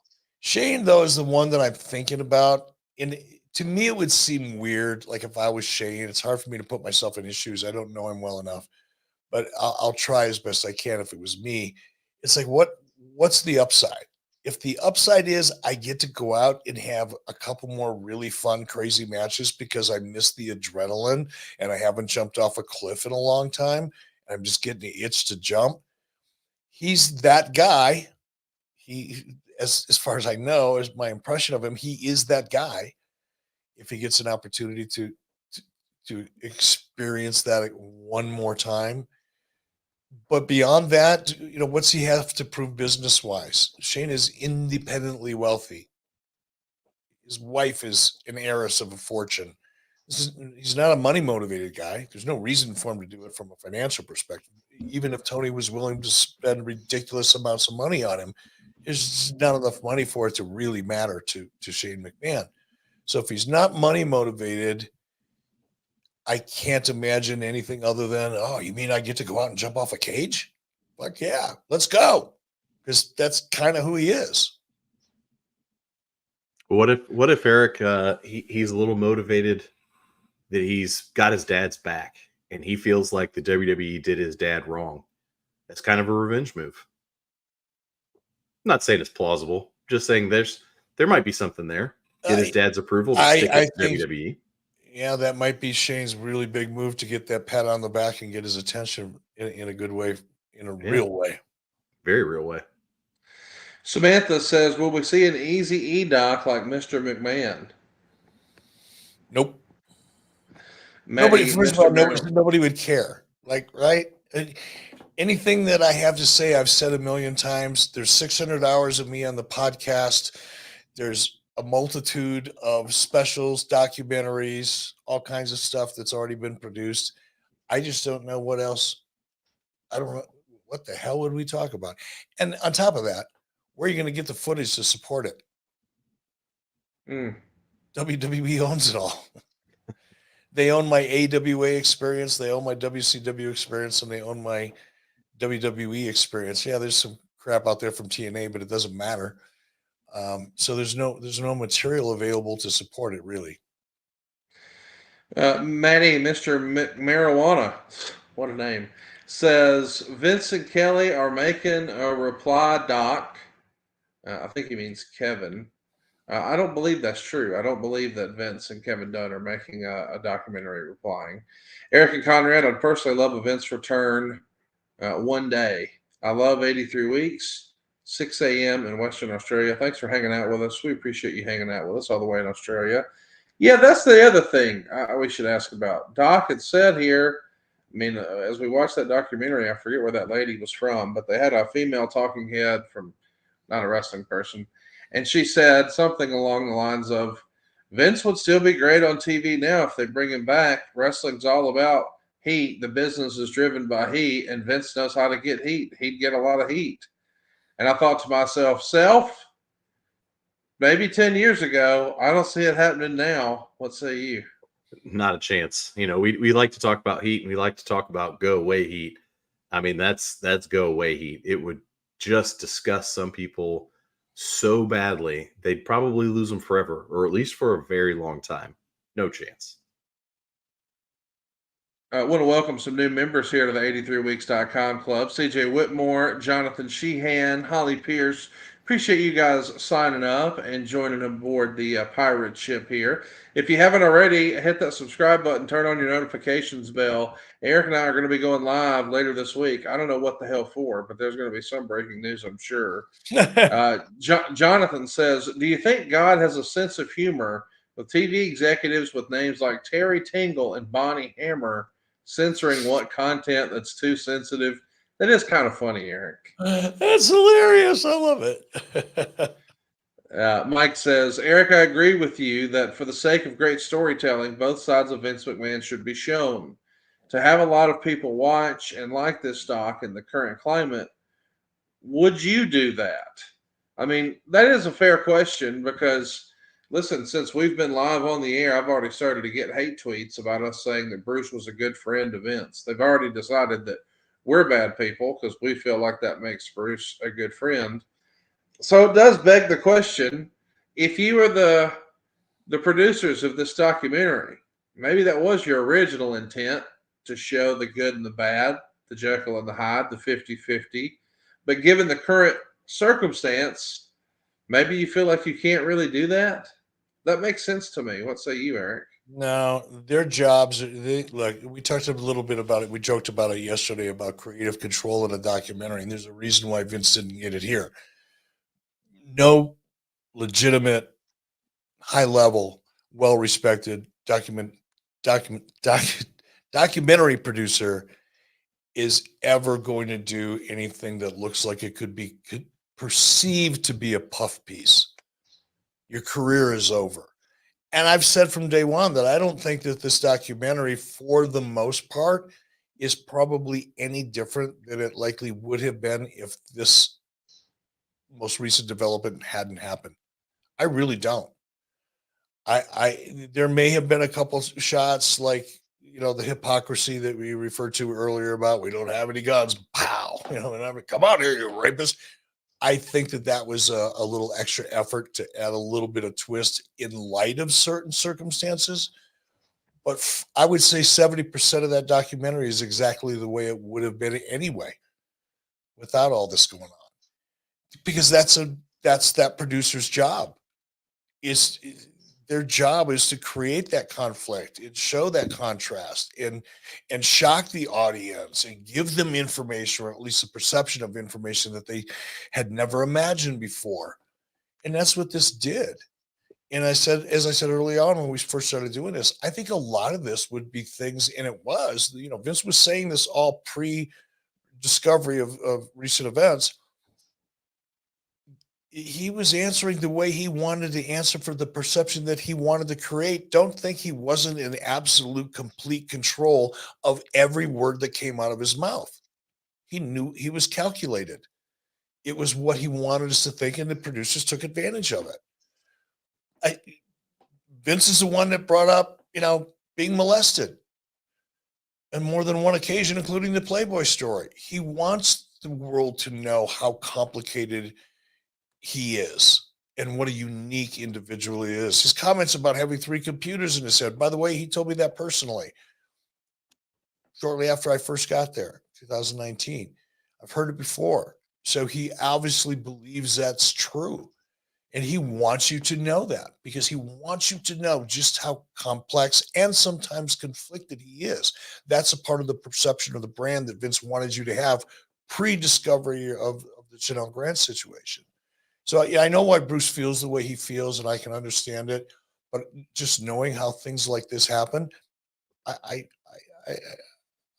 don't think this thing is any different than it would have been otherwise, to be honest. Doc, this is a question for you. Gutentag says, civil before criminal trial, is that possible? I mean, the reality is we're not talking about the exact same issue. We're talking about one person's experience versus a case against one person, which would be multiple things or parties, or these are two totally different channels here from my perspective. But you're the resident attorney. What say you? Yeah, I mean the timing of it doesn't really matter. The difference to your point, Conrad, is one is person versus person, and the standard of proof is a preponderance of the evidence, right? So it's 51% to 49, and there's liability. That's what we're talking about. We're not talking about guilt or innocence. We're talking about, are they liable for something? So this person is claiming, physical damages or emotional damages or, whatever. And then you can get punitive damages because we're punishing the bad actor, and all of those sorts of things can become part of it. But in a civil trial, what you're getting typically is financial remuneration, and you may be getting an injunction or something like that, some sort of equitable result. But in a criminal trial, you're talking about the breaking of laws, whether it be state laws or federal laws, and the standard is beyond a reasonable doubt, right? Everybody knows that, which is, hey, the only doubt you have is just outlandish tinfoil hat, alien, silly stuff. And that's a high standard. And we want that high standard on criminal trials, right? Because we don't want people going to jail where the jury or the judge, depending on which type of trial it is it, yeah, it's a coin flip. No, if it's a coin flip, then that person's not going to be found to be guilty of breaking some law, of committing some crime. But the timing, by and large, doesn't matter. Either one can come first, because in the one case, she brought the case against Vince. In the case of any criminal action that may or may not be coming, that's up to the state or up to the feds, who may or may not be ready with their indictment, may or may not be ready with the results of their investigation. Excellent answer, Doc. I know I like having you around for a reason every now and again. Albert's with us, and he is not a fan of Vince McMahon. He says the good he did is what? Destroying the wrestling industry by wiping out the territory so employment options were limited. Vince was bad from day one. And tell Austin I don't think stingers are a thing.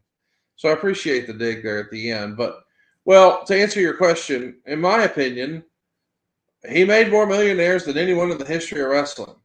There's so many people who have generational wealth because of WWE. I would hesitate to think that WWE has made hundreds of millionaires. But we're talking generational wealth. Like, here's a number. This sounds crazy, but do the math, and I bet I'm close. I bet Roman Reigns makes more this year than Ric Flair did in his entire career. That's where the wrestling business is gone. And there's no territory that was ever going to be able to get it to this level. I don't even think that can be debated at this point. But let's step out beyond that. I know people who bought the WWE stock at $14. They've more than 5x their investment in less than 10 years. It's remarkable the amount of revenue and income that Vince McMahon's ideas have created. And we can go back and say that, well, he's had some bad ideas and he's treated people poorly, and he's certainly not been the nicest person. No one can argue any of those things. But you can't argue the financial success that he's brought to other people's lives. That's the biggest positive of his entire legacy, don't you think, Eric? Absolutely, Conrad. I couldn't come close to saying it as clearly and strongly as you just did. That's the issue. And it's one of the things that I've been conflicted from day one. I'll catch myself. I'll talk so glowingly about what Vince McMahon has accomplished and the opportunities it provided, including me. I wouldn't be sitting here in the home I live in, looking out over Yellowstone National Park in the fall colors, were it not for Vince McMahon. Not that I made that much money working for Vince, but the fact that Vince built a business large enough to create the opportunity for me to go work for Turner Broadcasting to compete with Vince, that would have never happened if Vince would have gone into the plumbing business and some other promoter was promoting. So I yes, you nailed it. Depressed Canadian says there are lots of examples of disgraced celebrities and politicians who, over time, look better in historical context, from Chaplin to Nixon. It's possible McMahon's legacy will recover years from now. I could see that too. That in time we maybe soften up and come around. And I know right now that's hard for people to imagine. And I don't mean for this to be ugly, and I'm not trying to do whataboutism. But people who are jumping up and down right now who are saying, I can't support anything WWE. Vince McMahon is a rapist. I'll never watch. What time is Mike Tyson's pay-per-view fight against Jake Paul? I forget. When is that on? Oh, yeah. By the way, Mike Tyson went to prison for rape, and everybody's cool with him now, and he's doing commercials. So I know that's not popular, and that's not what everybody wants to talk about. Doc even alluded to this earlier. It's not like Kobe Bryant didn't have his issues in the past that aren't all that terribly similar. And that dude's on the cover of video games and celebrated like a hero. I'm not saying it's out of the realm of possibility, but I am saying it makes it more difficult when the people who are essentially going to be the gatekeeper, if you will, because they have all of that footage, it's probably not in their interest to ever celebrate him. Eric, what say you? Yeah, again, I can't add anything to that to make it more interesting or more accurate. It's it's the world we live in, unfortunately. Let's have some fun and ask you some old school WCW questions. Guten Tag wants to know if Sean came to WCW, would his name have had to been Michael Hickenbottom? No, absolutely not. Like that's a rib. Shit. Oh, It gosh. might I have love been. that. We would have had to shorten it to Michael Hicks or something, or maybe just he'd have been the only one in the NWO that would be allowed to have a gimmick. Although X-Pac had a gimmick name, so we could have let that happen. DJ Wavy D says, super random, but looking back, do you think Rey Mysterio could have been a world champ in WCW, or did he only reach that level because of Eddie Guerrero? Could he have been? Yeah, he could have been down the road, maybe perhaps in the future. But at that time, just to be honest, at that time with the bench we had in the situation we were in, it would have, I don't know if it would have happened in it wouldn't have happened. Let's be honest. It would not have happened. It would have taken some kind of creative stroke of genius and a spontaneous moment at 2 o'clock in the morning with a keg of beer tapped for somebody to come up with an idea like that to pitch it back then. We were just too deep, and Ray was too young. I think there's a chance that you could have gotten there eventually with Rey Mysterio and Kevin Nash. Do that whole same David and Goliath story. It's a fluke. He beats him, and then Kevin wins it back the following week on TV or something Yeah, I mean, like something that. like that could have happened for Yeah, sure. yeah.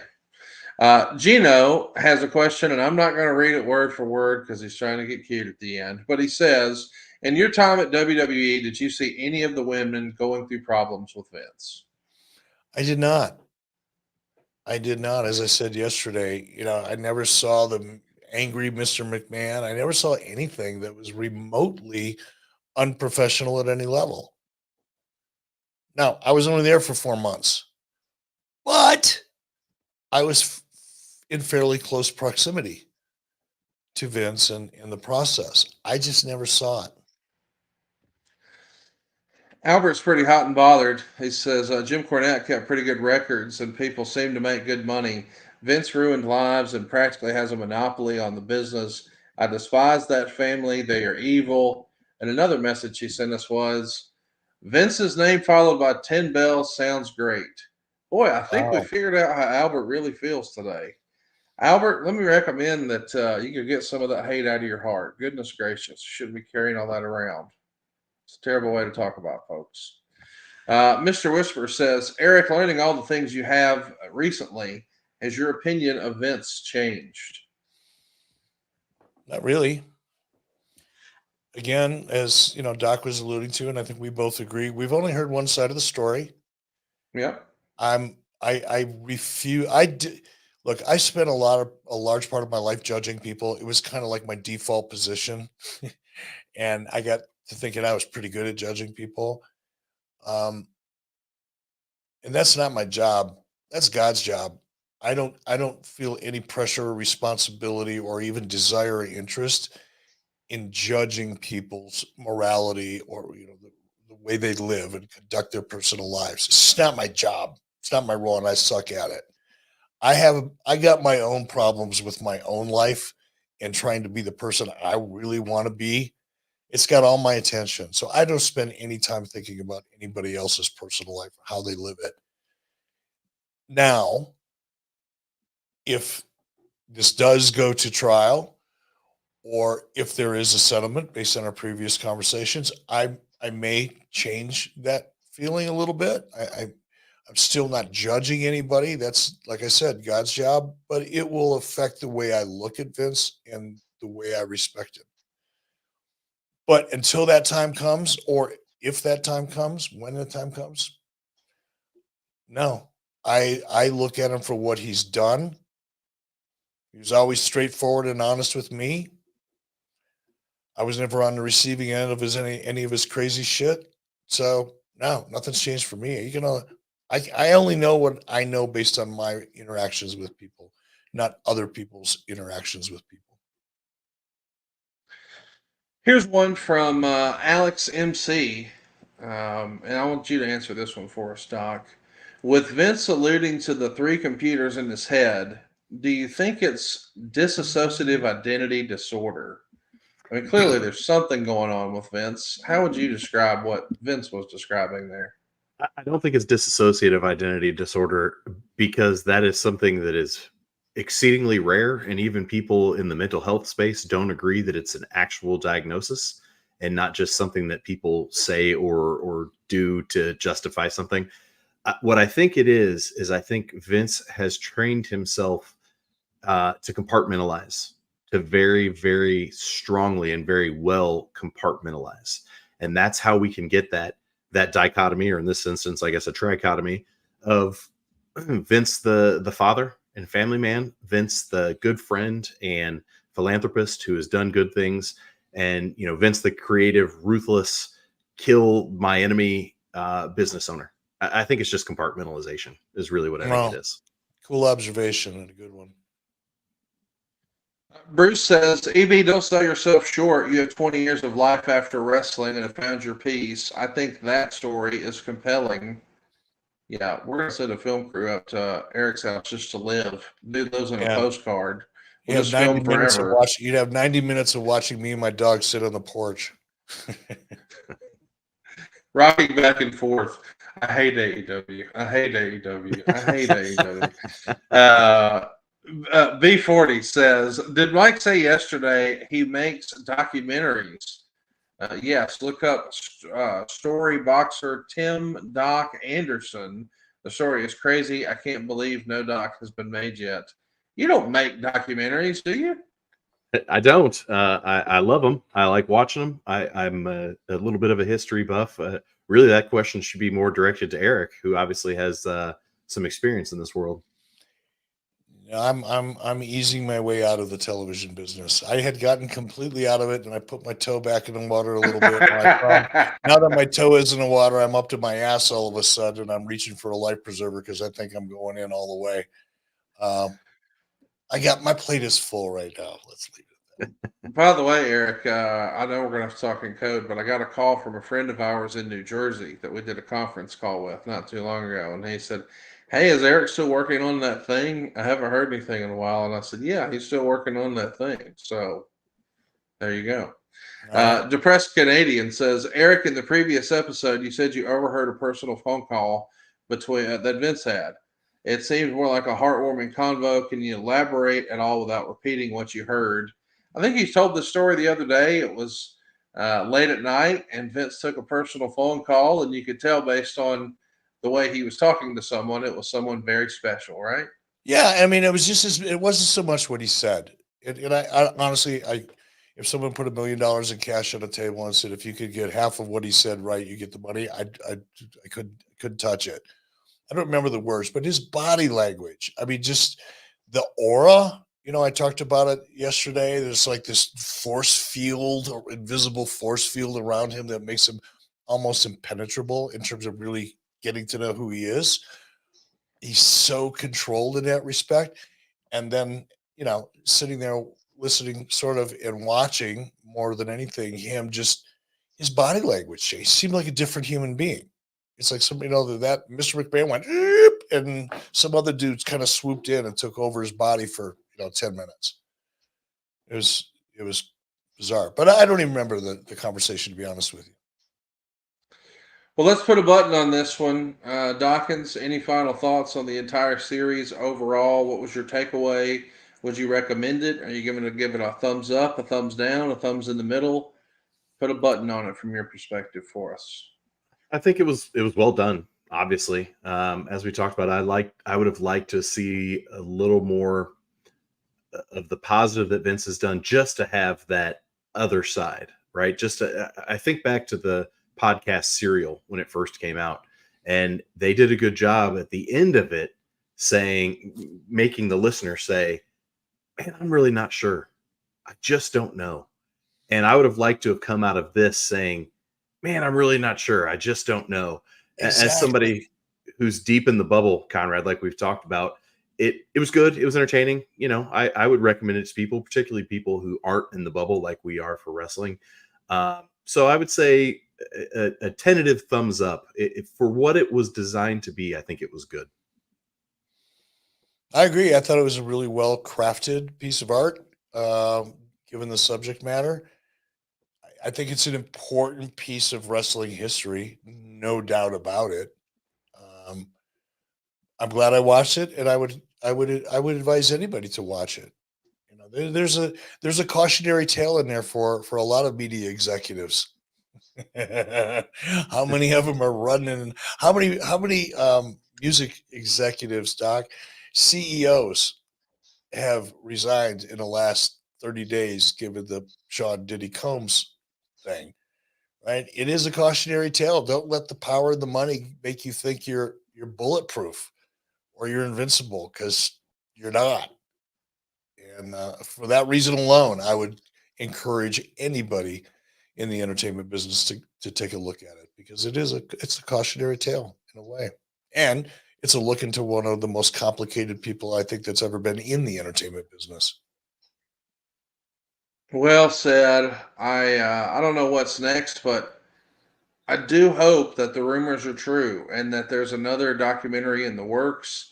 And I hope that we get some resolution sooner rather than later about these lawsuits, but the federal investigation where we think there's going to be charges, and certainly the civil suit. I'd love to see those in the rearview mirror. This is one of those times where I really wish to press fast forward and get a spoiler on how it all turns out, because I'm still not convinced that we last event as far as him being a public person. I don't think you go hire one of those fancy schmancy $20,000 an hour PR firms if you intend to be a private person.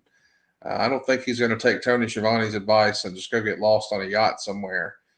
But it's all in the books now. We want to hear what you guys thought about this fabulous documentary series. Even if you didn't feel like there was a lot of information that was new for you as the diehard wrestling fan, I think we can all agree with what Eric said. This thing's really well put together. As far as just a documentary on its own, the production level, it was top notch. Shout out to Bill Simmons and Shoemaker and everybody involved. But tell us what you thought in the comments. And what are your takeaways? What did you learn, if anything, about Vince McMahon? And what do you think we're going to see next from Vince? Dawkins, before we let you go, what can we see you at next? You got any events coming up? You passing out any plaques to anybody? Where can we sign up to trademark or sue somebody? Yeah, my socials are at Gimmick Attorney, and gimmickattorney.com will take you to the law firm website. And, AEW is going to be in my hometown on Thursday. So I'll be there, and my socials will have some new pictures with some new plaques. Eric, do you want to go to AEW on Thursday with Dawkins? Yeah, I think not this week. Not this week. He might could get you a day pass. He knows people. Yeah. Well, it could be me and Dockins and maybe 30 or 40 other people. Could be fun. You know what? Here's what we'll do. Just go ahead in case and hit the subscribe button right now at 83weeks.com and turn on the notifications bell, because I'm going to get a commitment from you right now, and I'm putting you on the spot, Dawkins. When, not if, but when you twist Eric's arm and bend him into submission and get him to come see Dynamite with you, and you're in the backstage area, and he's got the AEW pass on his shirt, we're going to go live at 83weeks.com, aren't we, Doc? Of course we are. Come on now. Hit the button, boys and girls. Thank you so much for joining us these last 5 days. This was a fun experiment. I don't think Eric's going to Dynamite on Thursday, but don't miss it just in case. Hit the subscribe button, turn on the notifications bell, and we'll see you sooner rather than later right here at 83weeks.com.